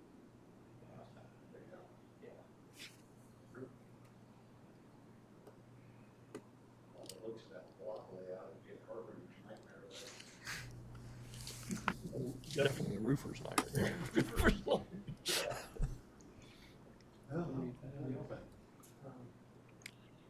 I'm fine with it. It gets it back on the tax roll. It's been sitting vacant so long that, I mean, What about the back taxes? So we just lose that? Well, that was in foreclosure, so the $40,000 would recoup our money from that. Any lien on the property, bank lien, because that gets I don't paid think so. first, I know, on sale. No. Is it worth the time to have a building inspector go out there and look at that property and maybe advise us on? Because it's a $494,000 property minus depreciation of 170. And so you're 230. 230 and 40,000. It sounds like a little low, but since I haven't seen that. That's a deal, yeah. Yeah, I would, anytime our code enforcement or inspectors are up that way, I mean, it wouldn't be a big deal to drop in there. Tabitha may be able, What she's reading there is from Tony about all the things that would happen with Tony actually. Did provide. He did. He did. And these homes have been sitting for 10+ years, and people went in, took out all the plumbing, took out all the electrical. So basically, if you could fix it, you're gonna have to re-gut it and start all over. so just basically foundation up. It's going to be brand There's new. no water or sewer infrastructure that was ever put into place. How big is the lot? It's an acre. Acre and a half. 1.54 acres. 1.5, yeah. So it would be an uphill battle. Yeah, because Well, that's good they're information. probably gonna have Thank to do some Big cash structure, though, concessions to whoever their house is sitting on their property. Now, this is his offer. Can we counter back to him? Well, the offer will go public and then people have opportunity to upset the bid. This meeting made it public, so. Okay. I mean, I personally, Commissioner Bryson said his bid's got that house on it, it's $400,000 lot, you should be able to get more than 40 grand out of it. And there again, like Mr. Chairman said, just get back on tax roll. I think the lot was valued at 40. What's the upset bid time length? 10 days from the date that the notice is published. And where's the notice published in the newspaper? Newspaper. What about, this is in Cashers? It would be in Cashers too. Okay. 10 days doesn't seem like very long for them. Well, It should be 30 days, yeah. If I could jump in one more time, this is the highest bid we've had by leaps and bounds, both of them are like 5,000. Yeah. Because they go out and look at it and see, and that they're not only the houses, but the development. How long has it been on? Really taking a risk. Yeah. How long has it been Basically foreclosed? saying they're paying the land. Just Since over- 2022. I don't know that It's over a year. Really, the it's land that. even worth the 40,000 is all the number of them, so. Are there- just keep that in mind. Are there any other structures that are like this in that development? Okay. And there are some that are completed or, There's only a couple that are completed, and they're at the very top, it's when you go down in the development. okay. So they're trying to separate, and most of the people end up having to buy additional lots and other things just to get water and sewer. So if they get in there and they can't put water and sewer on the property, then they're gonna have to start buying other lots Just to get just profit. to get water and sewer, and then at what point is it gonna be worth it for them to even Right. try to keep, I mean, what's the property gonna be worth if they can't get water and Yeah. sewer? Because they can't really finish the house. There's a lot of what ifs in this scenario, and I think that's why they're only willing to pay that, but I'm telling you, that's leaps and bounds the highest offer that we've got. Okay. Is it really rocky up in that area that would affect putting in the sewer and stuff? Well, I was going to ask, Yeah, is I mean, it, it's- did you mention that? We don't They would have to Sewer. put in sewer. You'd have to put in sewer in a well. Or septic in a well. No water source? Does it have a septic permit? They would have to get one. Okay. There was one of it originally, it's just not expired. Yeah, they would have to get a new one. Yeah. Okay. What would be the tax value on that? What would the county get per year? 208. Thing about it is, once it's Complete. complete, it should be reevaluated. Well, yeah. Yes. Yeah, 3,200 square foot. $790 or so, plus a landfill fee, plus Asher's fire tax.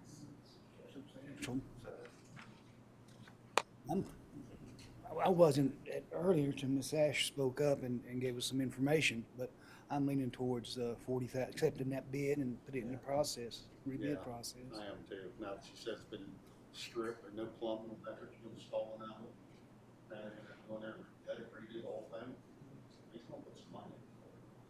And it's a 2008 home as well, so it's features that not everybody would want today, the big box tin tubs, and, you know, so it might have stuff that you could use, but you might not want to, so there's a good chance if you can even fix it, you're gonna still have to strip it all the way back down. Some Not changes. The siding is just sitting there, you know, some of them have exterior doors even, so, you know, some of the problems. I think we go ahead and move forward with this. That's fine. Okay. Hopes that somebody come in within 10 days. Okay, we'll move the resolution to the next meeting. Okay. I wouldn't buy it. So elevated, the water could be a real problem. Yeah. 1,000-foot well. How much of it? Yeah. All right. Moving on to Miss Ashton, our 25 reappraisal. Are you sure you don't want to take that break before, get some I- caffeine I'm- before I I'm start? Feeling good. Okay, all right.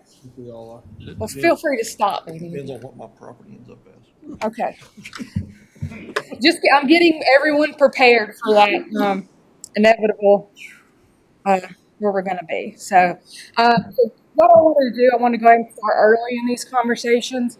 So this first presentation is really going to hit on what our appraisal is, why it's important, kind of where we're at, and then we'll build from there in the coming meetings on how we do the appraisal, and then we'll really hit on what the schedule of values is, where all that comes from, and that'll move us into adoption of that schedule of values and all those things. So I think it's important to kind of get a feel for where we are, because this is probably going to be the highest increase this county has ever seen if these values continue in the way that they are right now. So I think it's important for everybody to understand where it is and why it's important and all that sort of thing. So first off, let me shrink this down a little bit. All right, so reappraisal is just the process of taking all the real property values and revaluing those to whatever the current fair market value is as of January 1 of each reappraisal year. So what is fair market value? That's up in the air for what some people think, but it's the most probable price that a property would bring in an open and competitive market. So if your property was to hypothetically sell, it doesn't have to sell, but if it was to hypothetically sell. And one important factor is me as a tax assessor or any tax assessor in the state, we don't create market or the market value. We just take the market and the sales and analyze those patterns and those trends, and we use that information to value all the properties in the county. So we're not out there, I'm not saying, hey, I think, Marks is worth this and this Marks is worth this. And we're taking all of those sales and we're analyzing those patterns and we're looking to see where those values end up being. By community, yeah, we'll get into that a little bit too. Yeah. Each property type, its area, all trends and values changes in different forms. And one important thing on the market value that is different than some other states, in North Carolina there is no fractional assessment. So I think in Georgia they might do 50%, and you still end up paying 50% higher tax rates. I'm not sure the benefit of that, but that's we don't do that, and there is no cap. We can't go over 50% increase. It has to be valued at 100% of that market value, and that is just currently North Carolina's law. Another important factor that a lot of people don't like or complain about is, regardless of if you did anything to your property, that market value is still changing. Every day, the market is changing, and what your property can sell for changes every day. It can change drastically, it can change a little bit, but it is changing regardless if you've made an improvement, done any changes to the property. Some of the things that market value is not is anything that is a foreclosure sale. So we're talking about this $40,000 one that's going to be an offer. If that was to go through, we're not changing the value to $40,000. That doesn't mean that's what the market value is. That's just what we're getting offered through a foreclosure sale. Obviously, the sales between relatives and related businesses would not be considered property swaps and trades. And an important one, properties not listed on the open market. They may or may not reflect the market, but those have to be looked at and compared to other properties that have sold that are similar to see, are those in line, because we wouldn't have any listing or anything to know, did they sell with personal property? What was the stipulations? Or was it a neighbor that came up and said, Todd, I'll pay you for that and give you X amount? We don't know what all those stipulations are, so we typically would not consider those valid until we could see those are consistent with all the other properties that are selling in the area. Because if you've ever bought anything from a relative, sometimes you'll pay more and sometimes you'll pay less. So those can be up in the air even as well. So why do we perform a reappraisal? So we're required by North Carolina general statutes to complete a reappraisal at least once every 8 years. That's statutory. And Department of Revenue recommends that we go even shorter than that and recommends that we do one at least every 4 years. And we do that mainly for equity and fairness, because those property values are changing. Some individuals would end up paying more than their fair share, while others would end up paying less. And a reappraisal will reset those property values to the current market so that property tax burden is equalized between all of the taxpayers. So let's just look kind of at a little example that I just kind of made up. So these would just be an example. So we have the values from 21 and the values from 25, and we got these 4 different various areas that are changing at completely different rates. When you drag that down and you look at from a billing standpoint, which is what most people want to talk about, you can see where even though those values are, those areas could be going up in value, that doesn't mean that they wouldn't be paying less in taxes, because once we bring in those amounts, and right now, just so you're aware, we're looking at potentially $6 billion added in value. From the 21 reappraisal, it was 1.5. So just get a feel for that. So this 28 cents tax rate I put down is hypothetical, but I think Macon counties went down around 13 cents. So I think it is somewhat realistic at this point based on what the current market is doing. So even though those areas went up, in value, or some of them went down, you can see that the tax amounts, can change drastically on what they're supposed to be paying on. So we can look for taxes going down this year. You might. Not this year. You might. Another reason that we need to do a reappraisal is because during non-reappraisal years, when things are changing, we still have to value them based on the schedule of value that's currently in place. So I've got an example here. So we have a property in 22. They're going to construct a new single-family dwelling, and they're going to pay $250,000 for it. When we do use our 2021 schedule of values, and this is very realistic at this point, that's what we're seeing very big drastic differences. It would, let's say it generates a value of 175. So we have 200,000 on this property that we have assessed for. Then it turns around and sells for 200,000. Well, we have to keep that $200,000 value regardless of all of these other changes happening until a reappraisal can be done and we can reflect the current market. So it doesn't matter what they paid to construct it. It doesn't matter what it's sold for in a non-reappraisal year. We cannot change the value to reflect that. We have to continue to use that same schedule regardless of what's going on. Another factor of that we'll go into is sales ratio. So Department of Revenue does a sales ratio study every year, and they take a random sample of our sales and they compare that to the assessed value that we currently have to see where we are as far as in our valuation. For example of how to do that, you just take the assessed value and divide it by the sales ratio. In the scenario there, it would be 5% less than what they paid for it.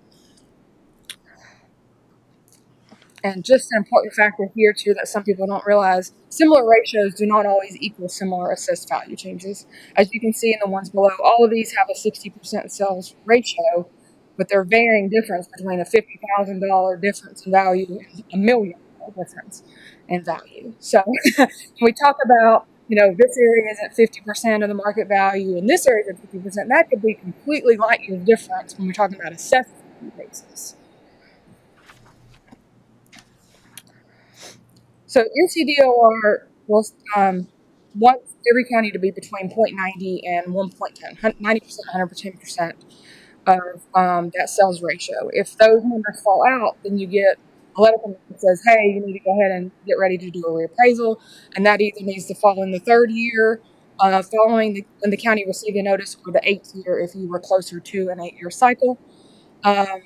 So for us, last year in May, we received a notice that we had fallen outside of that sales ratio range. Last year, we were at 78.91% of our market value. And what I just sent to them earlier this year was 66 before their review. They change it slightly sometimes, but so basically we're at 66% of what that random grouping said that we should be at. So what does that mean? So when the sales ratios fall in certain years, it would allow equalization of our public service companies to be valued at that percentage, so at that sales ratio. And that's for your Duke Powers, our big ones, that the state ones. So if you're in a reappraisal the 4th or a 7th year and that ratio falls below the 90%, then you get equalization. For railroad companies, any year that that ratio falls below 0.95, they get equalized. So for this last billing year, we lost roughly $1.3 million from just railroad equalization because we fell into the 70 percentile range. If we were to not do a reappraisal for 25, it would put us into that into equalization as well. And based on the values and the current ratio that we have, that would be roughly $440,000 worth of tax dollar loss just from those public service companies. So it can make a big difference if you're on a 4-year cycle, unless you have a really bad reappraisal, you never really have to worry about this element. It's just when you go into extending it out and things like that, then it can become a major issue, and especially when the rates are changing at this level. One of the other major things is sticker fall. That's why we need to do them more often, because more frequent reappraisals reduce substantial percentage changes to the assessed value. We saw a lot of that in 2008, where things were going up like 400% and things of that nature. And because that market is constantly changing and the assessed values are not, um, I got off on that. The market is constantly changing, but the assessed value is not adjusting to the current market value except in the appraisal years. So one of the things we typically hear from a lot of people, and I'm sure you'll hear it, hear it too, on into this, is they think it's a lot percentage wise for just 1 year. But it's never just 1 year. It might feel like it, but every year, it's changing and their values are staying the same, or maybe they add a heat pump and it changes a little bit. But it's really the value changing over that 4-year period, 6-year, 8-year, whatever that reappraisal cycle is, leading up to that change. So here's just a few examples, and I've tried to give as many examples. I definitely not going to hit when we get into qualified on all of them, but just so people can get a real feel for what's going on. So this is a vacant piece of land in Kuala. From everything I could tell, it had not changed since 2015. So it is sold in 2015 for $12,000. Obviously, when we did the 21 reappraisal, that was 170% increase, which is still substantial. But if you look at it and say, hey, we skipped the 21, you're talking about a 216% percentage change on this vacant piece of property. And then if you keep scrolling down, here's another, I think this is a condo or townhome. It went up 45% from one reappraisal to the next, but would have been 178% if you didn't do that reappraisal. And that'll just keep carrying forward in any of those, 25%, but it could have been 90%. So these factors are why it's important to consistently do the 4-year reappraisal to keep up with not getting that large, substantial chunk that typically comes if you wait. So this one would be a good one. So they're 53% for the prior, and it would have been 84% currently. But if you didn't do it, you're talking about 184%, and that value went from $562,000 to $1.6 million they paid for that. So, and again, everything we could see, these properties didn't change. These weren't getting updated, and we're just trying to say that's what they're working on with renovations. These seem very similar from 2015 to when they just sold. So obviously that hurts a little bit more than just trying to stagger them a little bit as you go. So again, on the equity and fairness, an 8-year cycle will create more opportunity for those inequities to grow and usually leads to much larger and unpredictable changes. And typically when we're talking about a growing market like we typically have, obviously we had a recession, 2008 and 9, which was a little bit different. But typically when the market is going forward, when we wait longer, what we end up is having more regressivity, which means that the lower value properties are paying more of the burden the higher end because, they're getting to save a lot of money on the top end because they have big chunks of difference, whereas these other people are ended up doing more than their fair share. Typically, the lower income people are the ones that have to pay. And that's just unfair, and that's why the benefit of reappraisal is. It assures that everybody's paying their fair share, or that's the hope at least. And this is just a cycle going through. We obviously had that one period here from 08 to 16 or to 16 that we did an 8-year cycle. But other than that, we've been on a 4 or a 5-year cycle since 2000. And I think since before that, I think 96. I think we're on a 4-year even before that too. And I'm going to just touch on a little bit of just the evaluation process, but I really want to delve more into that whenever we get further along. I don't want to beat you down with every little element of it. What the county will use to value properties is mass appraisal, and it's a process where you take all of those groups of properties and you base them, location, type of construction, age, and all those different factors. And you generate a value based on that. And I'll tell you on the fee appraisal standpoint. And we can also use income if it's a commercial business as well. But it's a very similar process to what you would get if you got just a fee appraisal. A lot of people know what a fee appraisal is because they've had to get one for mortgages or things like that. Where a fee appraisal will take 3 or 5 property sales, we could be looking at hundreds of property sales in that area, and we're looking at every sale.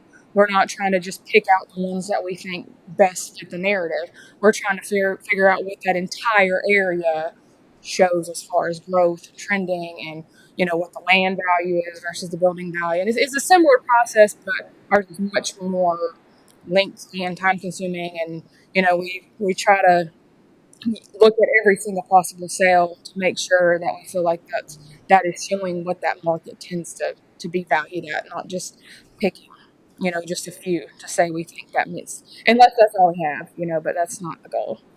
And just what Commissioner Jones was talking about, one of the first things that we have to do in that process is group this entire county into different neighborhoods. Those neighborhoods could be 20 parcels, and those neighborhoods could be hundreds of parcels, where you have rural areas where they're all kind of influenced by the same types of factors. But what you're looking for is just to find properties that tend to change value in a similar fashion. And this is just, we have 17 townships in this county. That's more for voting purposes, but that's just how the county is broken up.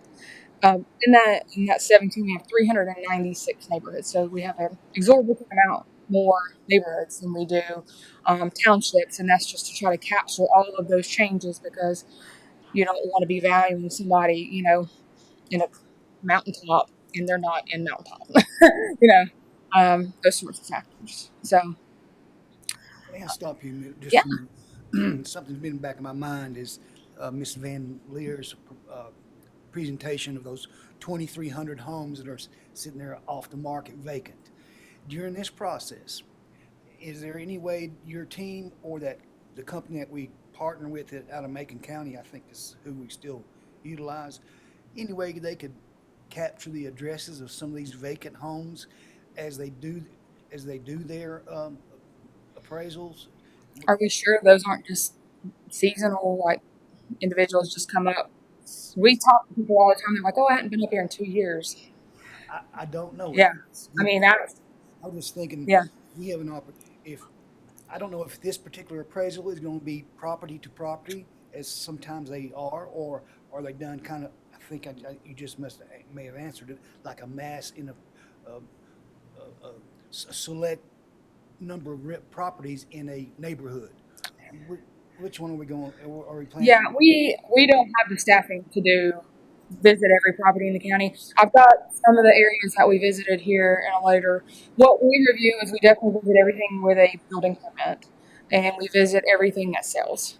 And then in addition to that, then we pick areas that we can, and then we also try to do a random sampling in different areas. But we don't have the staffing to go physically inspect everyone to know, where, one of those vacant.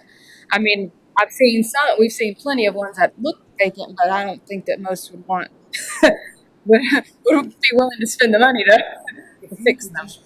Give some office time on if there is any possibility, even if we could capture 1,000 of those 2,300 that were potentially rehabitable, then we may be able to help our affordable housing component.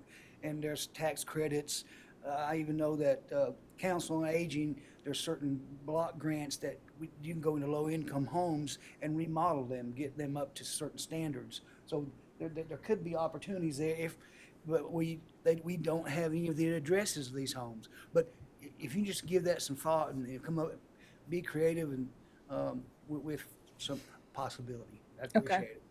Yeah, we could try, but we're barely making ends meet with the team that we have and the thousands we've got to visit every year. But I mean, we could try to figure out some options there, but I don't know as far as going out and trying to canvas if we would be able to do that without.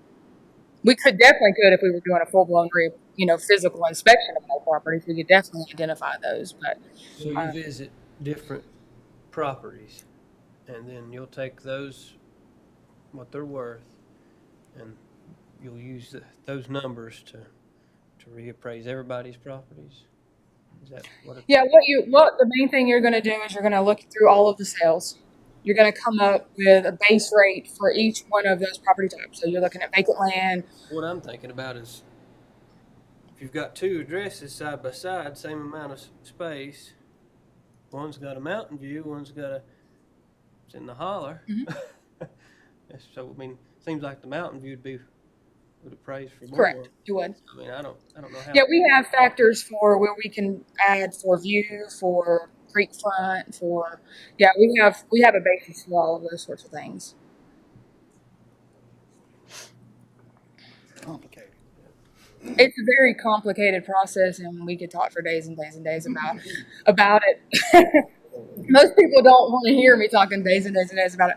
But there's so many factors that you have to get into when you're looking at these neighborhoods, and we have physically inspected all of these areas within the last 10 years. It's just right now we don't have the staffing to go out. We've done all the municipalities, but we just kind of having to just do what we can get done right now without a full-blown staff to go do it. But I see what you're saying, but yeah, you have to identify all of those different variables because we are not Charlotte, Raleigh, or one of those areas where we have very similar properties. They're all the same. We can just say, okay, well, these two sold for $350,000. That means this whole row sold for $350,000. That is unfortunately not where we're at. We're having to find that base rate, and then we're having to look at every single property to see, does it have any factors that would change it from that base rate? Is it better or worse? What's the road type for this one? Does it have utilities? Does it? So there's a lot of varying factors there. Yes, but you have to still read all those cells and try to come up with where the base fee. So we say, hey, we're at $30,000 an acre is our base for 1 acre state road. And then we're taking that and saying, okay, well, what about if it's got a view? What if it's creek front? What if it's the side of a mountain and you probably could never do anything with it but this little section at the bottom? We have to look at every single of those variables. You got to adjust for our tables adjust. The more acres you have, the less the per acre price is. And that's very similar. If you go by a dozen eggs, you're paying less per egg. So we have a lot of different variables in that too. Commercial property is really important to make sure you've got that table set up because, if you got your adjustment off too, then that can cause a lot of factors. So there's a million different little things that are going on. I'm just giving the basics here.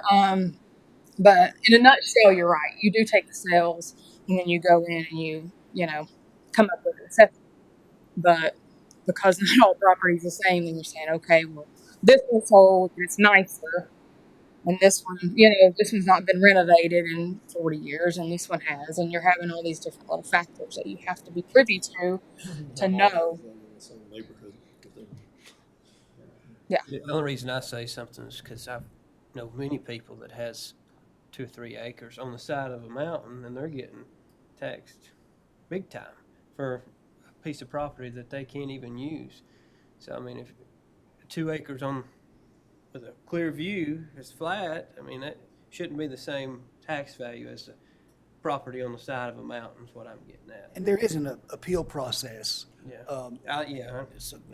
But here's what I'd like. I just can't get that 2,300 homes off my head. And maybe if you need, and since we have $6 billion in increases, if I remember correctly, of property, it might warrant justifying getting you the staff to go from property to property. Say it louder for the people in the back. I'm going to ask Ms. Fox to see if she can come up with a dollar amount that we can consultate and decide, well, that's just too much, or to do a more detailed property inspection, because this is 2025 will be a four-year time frame, and if it costs, I don't even want to speculate, but if you could, well, obviously we've done this before. We can kind of look at the number of bodies, multiply it by how many months it takes to do such, and that way you can give the citizens a much more better That's exactly right. Examples of whether the tax values are going to go up. If we're going to be revenue neutral, then we'll lower the tax millage rate, because one penny will be now 1.5 million instead of 1.1. I'm just talking out loud, but I think it justifies at least hearing what it might cost us to do a property by property. I agree 100%. I'm with you 100%. I would love to visit every property in this county the last 3 months leading up to the reappraisal because that's the most accurate reflection. Because you get a lot of people that get permits for every little thing. You get other people that never get permits. How many properties is there in Jackson County? We have around 40,000 parcels. Now, all of those aren't improved. But it's important too, though, to at least look at those that are not improved because we find a lot of factors like you're talking about if you don't do all the ones that are improved. Somebody may be sitting. Yeah. Yeah. And then we do have oblique imagery, which a lot of you I don't think were part of when we got that. It's a fantastic product and it can help a lot because it's flown at different angles so you can kind of see around properties. It's a really great tool. It's a little tougher when you get in the mountain areas because you can't see as well. But it's really helpful.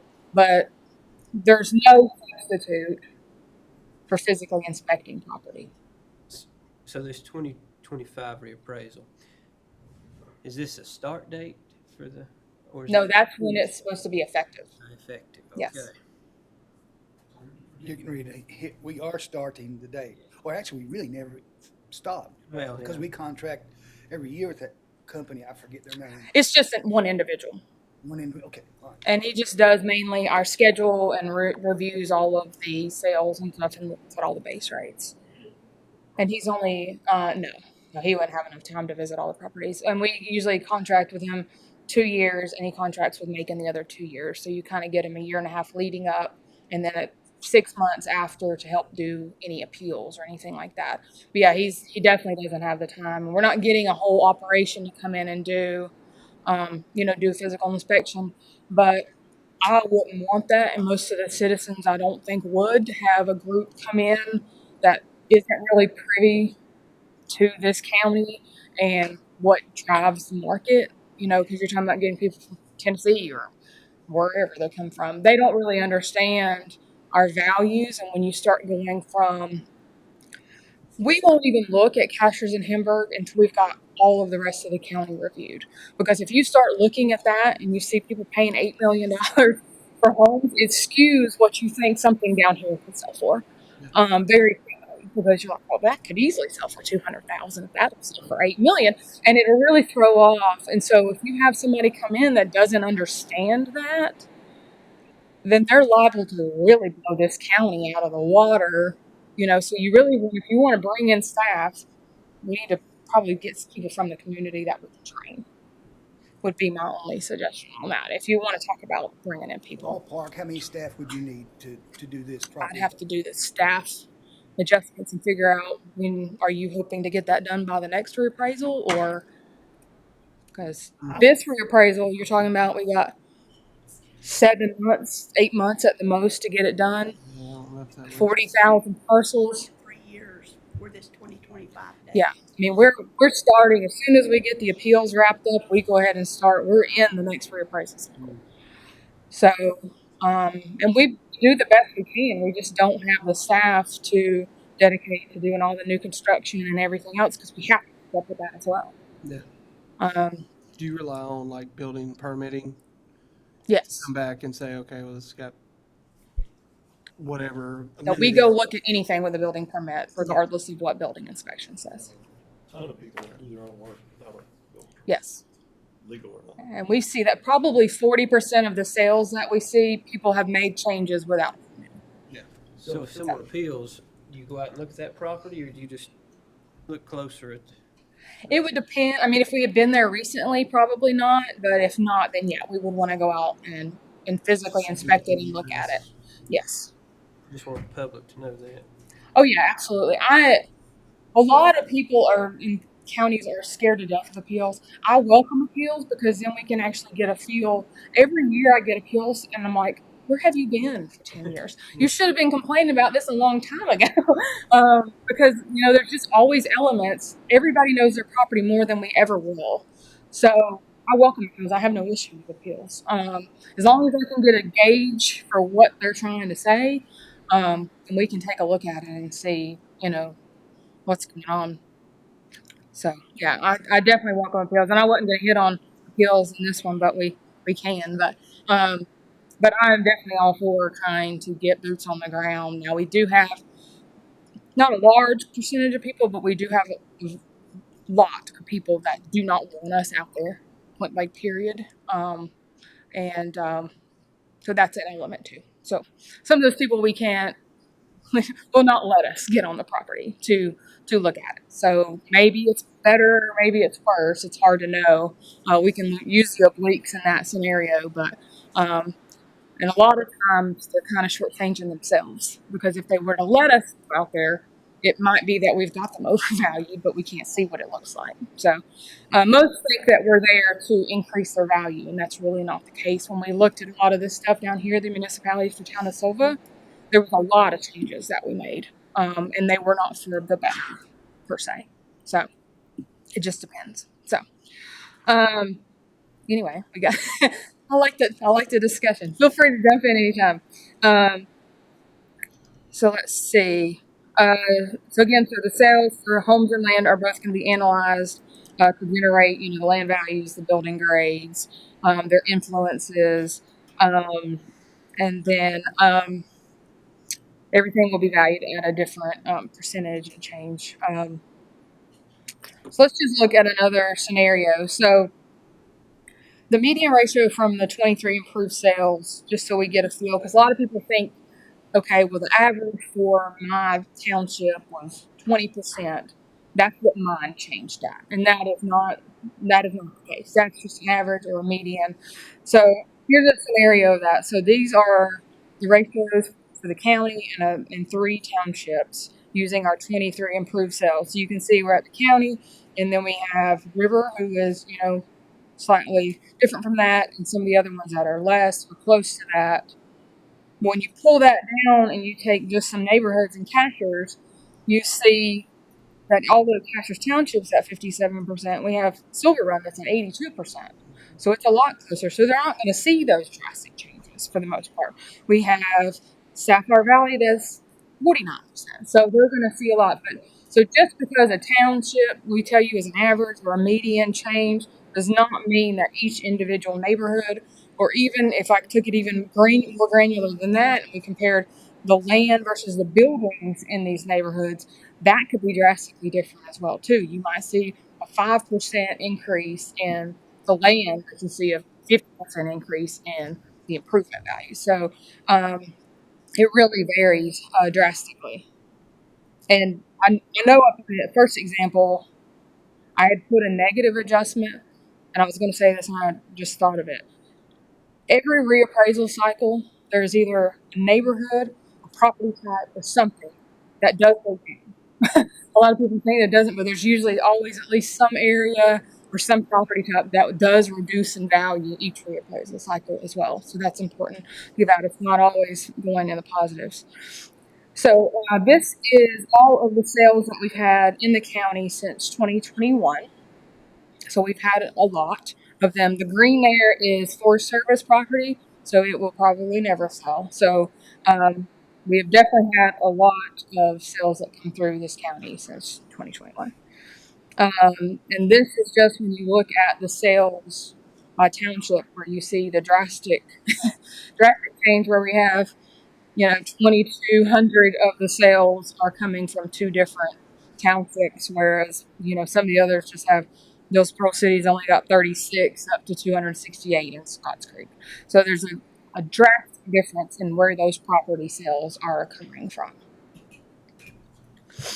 And there's a drastic difference when you look at the median and the average of those home sales that are happening. You got, roughly 1.2 million average and $800,000 median. When you look at Cashers, all the way to Caney Forks, 200,000, 225,000. So there's a great discrepancy when you talk about those sales prices as well. And that's all the importance of having them in the proper neighborhoods and making sure you're tracking and seeing where all those factors are.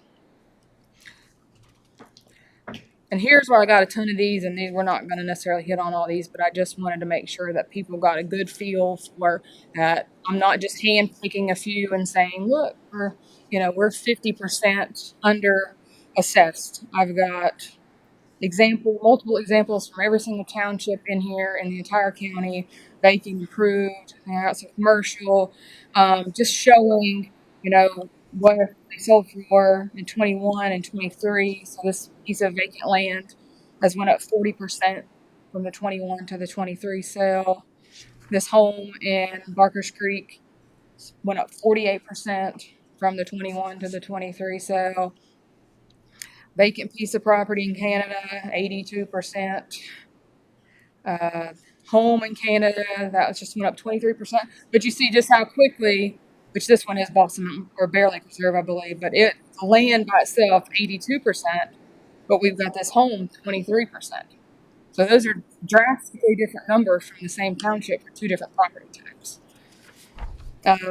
Caney Fork, 16%. So we got, homes in Koala, 48%, or Barker's Creek, 48%. And we've got one down here in Caney Fork, 16%. So there's a lot of variables here. This lot encounters 100%. So I've put in a ton of examples, 150% on this commercial office, just to show how varying the numbers can be in different areas. The same township got different type. And I put a lot of examples in there so that anybody listening, if they want to look into it, they could see all of the discrepancies and make sure that we weren't just, I'm not just sitting up here making stuff up. We got 85% on that house in Cashers, 150% on this lot in Colby. But again, you look at this one was 26 to 65. We looked at that High Hampton lot, which was 1.25 to 2.5 million. So I mean, that's when you're talking about percentage. I'm not saying that's not a lot of money for somebody, but when you're talking about percentage wise, those are two completely different worlds as far as dollar amounts. And I got plenty of them in here. Like I said, I'm not going to hit on all of them, but you see a lot of 60%. And you see Dillsboro. Now, this is Rivers and Rails. They've made a lot of changes to it since they bought it. But this one sold in 21 and 22 for the exact same amount. There was no percentage change. And so you get that too. Now, again, that value is going to be different because they've made improvements to it since they bought it. But when you look at just a sale in 1 year, whereas you have other properties selling for 40, 60% difference, this one didn't change at all. So there are those factors as well. It's just an RV lot, went up 38%. So 103% on this mobile home.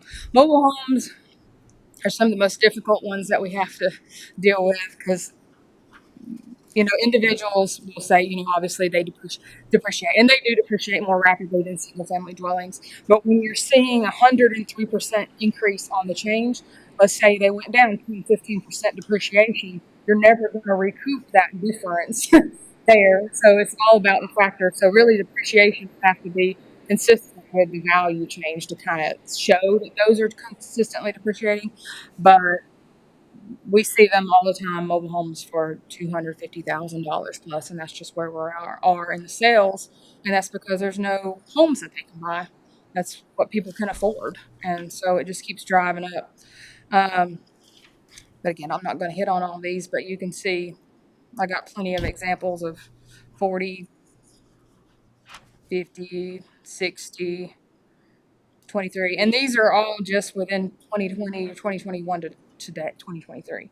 So this is not, and again, none of these had any major changes or anything to them. This were just, all intents and purposes were the same house somebody bought in 2020 that they sold again in 2021. So I'll scroll on through these and feel free to look back at them if anybody wants to.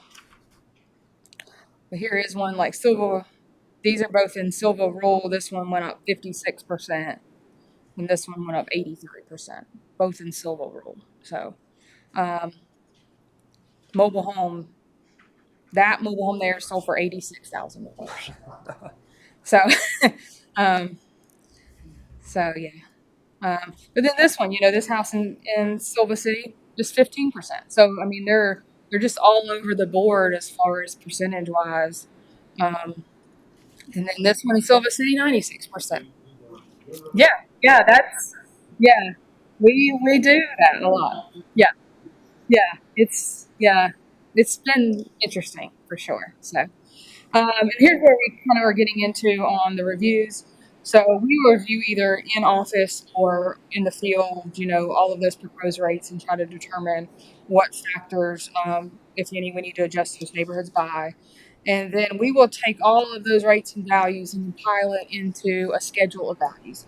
Now, that schedule of values is what this board needs to understand and be privy to, because that's what has to be adopted before we do the reappraisal. And that will go through all of our different base rates and all the different factors that come up with those valuations. And that's what we'll really get into in a couple meetings down the road, because I want to make sure everybody understands, and it goes through the different approaches to value, whether it be sales or income, and how we grade different commercial properties and what factors we're looking for, and just where all those different base rates are for land and manufactured home and depreciation schedules and all of those factors we'll discuss later in those. But that's a really important thing for you guys to understand, that there will be that portion that is a responsibility of this board to make sure it gets adopted. And here is kind of what, to your point, and it might be a little hard to see, but all of the areas in orange are areas that we have physically inspected since 2021. Now there's still obviously these areas that are kind of shaded that are Forest Service, so we're obviously not checking those. But we have checked a huge portion of the county, but as far as have we checked every single property in the county, absolutely not. And typically between reappraisal cycles that does not occur. But it would be fantastic if we would move more towards a system of that. But that's just mainly from sales review, new construction, and then like I said, we did go through and physically inspect for every municipality. So the town of Silva, Forest Hills, Highlands, Dillsboro, Webster. We did all of those. And I'm just going to touch on this, but we kind of talked about the appeal. So once we've got all that kind of stuff done, and like I said, we're going to keep building on this. This is just kind of hitting on points right now. We'll send out our value notices, and those will always have an opportunity for the individuals to present us with information so we can take a look at it and see if there's any issues that were with the assessment. A lot of time we take that to just kind of educate taxpayers and make sure that they know that, we've got all this sales information available for them to look at, and just to see if they've got any factors that we weren't privy to when we looked at the property to begin with. Another factor that we get hit with a lot, I want to make sure that everyone understands. So when we do tax assessment activities, so ownership, what percentage of building was complete on, all of these other factors, those are all done on a calendar year basis. So that's always as of January 1. So if you owned it January 1, you're going to get the bill. But however, tax collection stuff is based on fiscal year basis. So they begin trying to collect in July for something that we established in January. So what that'll look like, if we're talking about just the 2025 reappraisal, so we're going to establish that value and that ownership on January 1. In February, we'll send the notices, and then we'll have a series of appeal periods and things like that to try to get that value firmed up. And then by June 30th, this board and any municipal boards will have established your tax rates. And so the bill that we send in July of that year will reflect the current tax rates that were just established and what that new assessment is. So it's important for people to understand that we have no idea what the tax bill will be when we send that value. We could estimate, where maybe the tax rate might end up, or we could use what the current tax rate is in place. But we really have no idea until all of those are established what that tax bill is going to be for that property based on the changes. And I've done some estimations based on some of those that have sold up, again, using that hypothetical just 10-cent reduction, which I think, based on what we're seeing now, could be achievable. So this is for that one property that basically doubled. So basically, if we were to change that property value to the 2.2 that it sold for, you're talking about, with that 10-cent reduction, around $2,000 more that they would be paying. But when you start looking at another one, this one went up $125,000, but the difference is looking more like $90.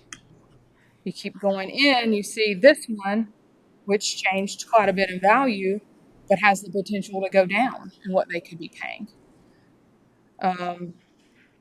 So there's a lot of different scenarios there. So just because the value may go up does not necessarily mean once you put the tax rate into effect that you're going to be paying more. So that's also an important factor. And this is just a visual of where our values are. It's continue to grow every year.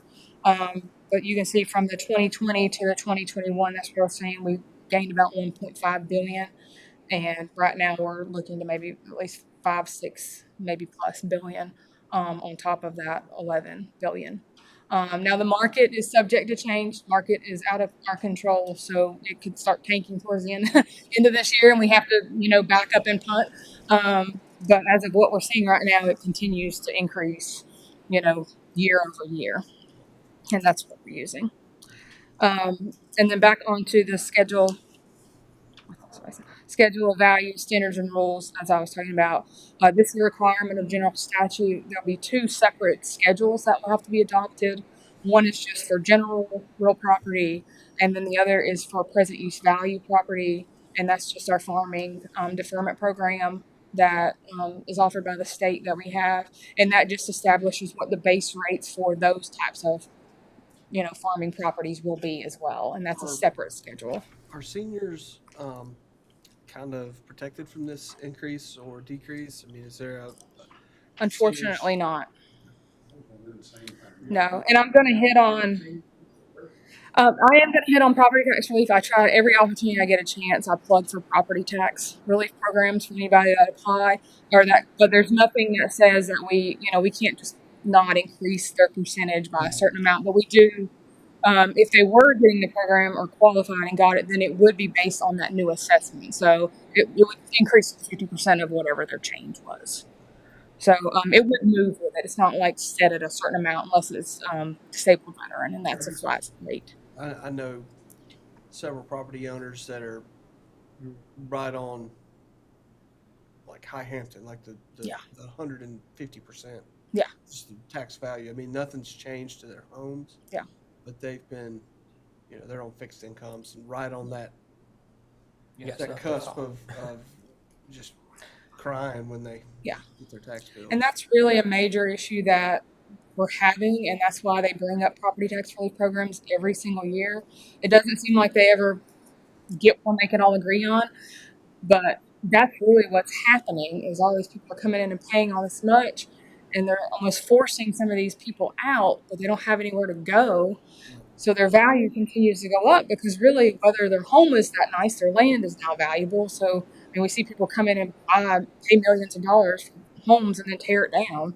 And that's definitely goes on in a lot of those bigger cities. They come in and basically just kind of force them out because they can't afford to stay in their homes anymore. You mentioned disabled veterans. What about just people that are on disability? Is there there is a disabled, let me see if it's next. Okay, let me go through the meeting, then I'll hit on property tax relief. So again, those schedules, we have to make sure they're approved by January 1, and I've got kind of a tentative timeline. So these are just some of the conversations I was saying. I'd like to come back, every 2 or 3 months and just kind of give an update, and we'll keep talking about this and make sure that the property owners are ready and prepared, and we'll do the best we can with those conversations. So we'll kind of give an update. And then before I submit that schedule of values, which I'd like to do first meeting in September, we'll have a deep conversation about what that book looks like and how we determine those values. And hopefully we'll have a good feel for it at that point. And then that would have to have a public hearing, and we have to go through the adoption. There's timelines of advertisement that Angie have to do and things like that. But we want to make sure we get that done far enough in advance because people can also appeal just the schedule itself. And so if you wait too long, you might have to keep holding off on putting the values into effect if you got an open appeal. So you want to make sure you get it done long enough to where you got a chance to go to the property tax. Those go straight to the Property Tax Commission in Raleigh. So you want to make sure you had enough time to go defend that before January, so you're not scrambling trying to, get all that figured out. So it's important to make sure and get that done You don't want to do it too early because then if factors start to change, you might have set yourself in a schedule that you can't change. But you want to make sure you get it done with enough time for somebody to appeal. So let's talk about tax relief a little bit. So we do have programs the state offers for seniors and individuals who are 100% disabled. That's a factor that a lot of people fall into. Maybe they're on 100% disabled. Before that, they need to be 65 or older or totally and permanently disabled. They just need to be a North Carolina resident. It has to be their primary residence. And then the household income, and that's what a lot of the complaints are really around the household income. Because if you're a married couple, the household income is the same as if you're just one individual. So you and a sibling own the house together, and you can get a full tax benefit for yourself and not have to put your siblings' income in. But when you're talking about married couples, they have this, this cap. And so it's really not fair when you look at it like that. But it does include both real and personal property. So if you just had a mobile home on somebody else's land or something like that, you can still qualify and get it. It's just a one-time application. It's due between January 1 and June 1 each year. And then we'd need a copy of your driver's license just so we can have the residency portion, your income tax return or some sort of proof of income if you don't do a tax return. And then there's a form that a physician has to complete for any disabled applicants. And then there is a disabled veteran one, and it's similar. There's no income requirement for disabled veteran. And it would be a very similar situation, except you have to get a form completed by Veterans Affairs. And we have a lot. Let me see if I can find. We try to put out as much information as possible on our website for people to use. So we've got a ton of information on our tax administration page, and we'll be happy to help anybody through it as well. But maybe you want to help a parent or, a grandparent or a neighbor or somebody to understand it. I've got scenarios here and a breakdown of what that calculation might look like. So for this scenario, it's a pretty substantial savings for somebody depending on, their situation. And when you get into, the disabled veteran, is just a flat $45,000, so it's not as beneficial necessarily to some people, but it is a huge break in certain situations. We do have a circuit breaker program. We don't talk about it a lot just because our millage rate is so low. Most people's bills aren't enough. They could qualify, but their bills aren't enough to get into that deferment amount because you have to have 1 acre in your house and a bill of like $1,400, which is, typically not what people have and have a $40,000 income. So, we don't have anybody that qualifies for that currently, or if they qualify, they don't get any benefit from it. But we do have all this information available, and we're always available to answer any questions on property tax relief. So, Is there a way, can someone that's trying to help a neighbor out call the tax office? And of course. Yeah. And can you see it on the tax bill itself? the tax bill shows property tax relief and a contact number, and then person's information is on the bottom of our webpage here too. So if they're already enrolled, they just have to look at their tax bill. Their tax bill will show if they're getting a benefit. Yes. Okay. Yes. Because we get a lot of people that apply every single year because I think they're afraid to not get it. And it does do a compliance review every 4th year where we check their income and make sure they haven't moved and things like that. But typically, once you're in there, if you qualify the first time, you're probably going to keep qualifying unless you just hit it lucky at the casino that year or something like that. But we do have a lot of information on our website. Like I said, if there's any kids or grandkids or family members or friends or whoever that could help, but you can always come in our office or contact our office, and we'll be happy to help with that. But with that, I know I've hit you with a lot. Has got any other fueling questions at the moment? Good presentation. Thank you. So thank you. Yeah. Hopefully everybody at least got a feel for what it is, and I think a lot of people don't really understand what all goes into the reappraisal and what it's about and why it's important. And so hopefully if anybody was listening online or going to look about it, and hopefully they got a good feel for it. So Yeah.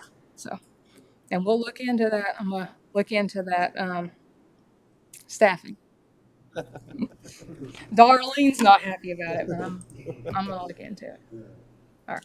Don't see anything else. All right. Thank you very much. If anybody has any questions, feel free to give me a call and I'll be there. Thank you. Moving on now to our other business and the Fontana Regional Library Agreement. Ms. Fox. Yes, last Friday, John and I met with Macon County and Swain County and the Fontana Regional Board Director and Chairman. We had a really good meeting, and the consensus coming from the meeting was Jackson and Swain would work out the agreement, what they would like to see versus what Macon County had done. Okay. And I'll turn it over to John and let him, he's going to take the lead on it. He's working with Kim Carpenter from Swain County. They'll be working together on it. So John, if you want to update. Sure. Yeah, good afternoon, members of the board. We did have what I would quantify as a really positive and solid meeting. The consensus among the group is that we have the foundation of a good working document. There still remain some issues that we want to flesh out. So obviously the parties there, we're sort of in lockstep on the direction that we want to move. One of the main things that we need to focus on as a sort of first issue is it came to our attention during the course of the meeting that what the document that we have, the interlocal agreement that we have right now, is apparently not a correct and original red line version.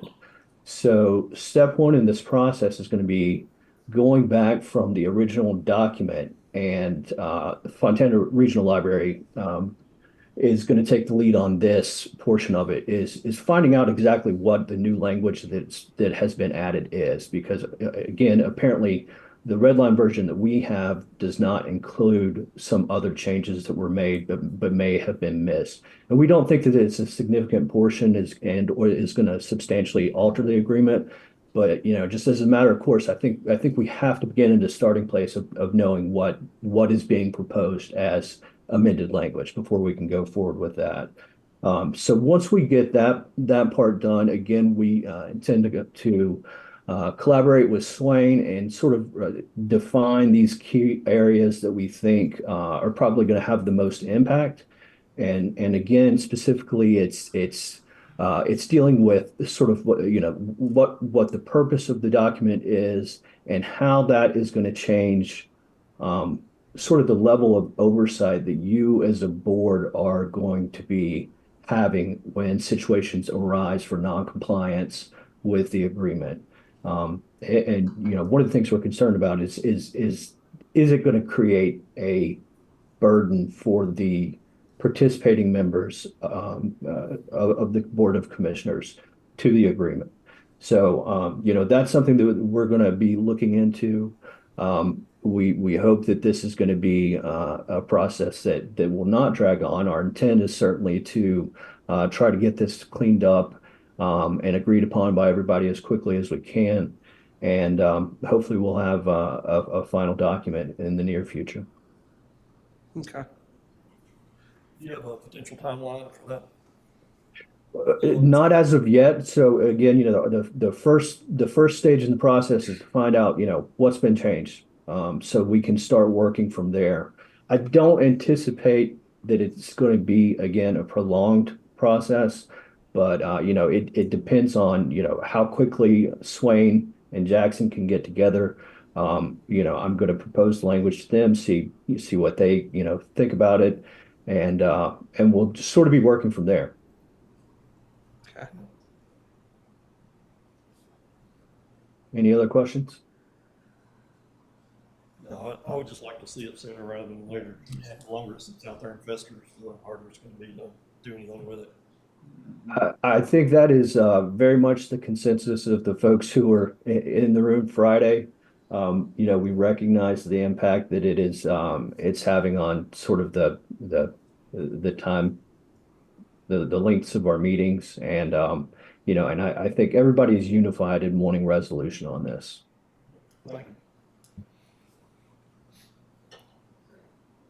Well, we look forward to, excuse me, look forward to seeing that. Any other questions for Mr. Cuevas?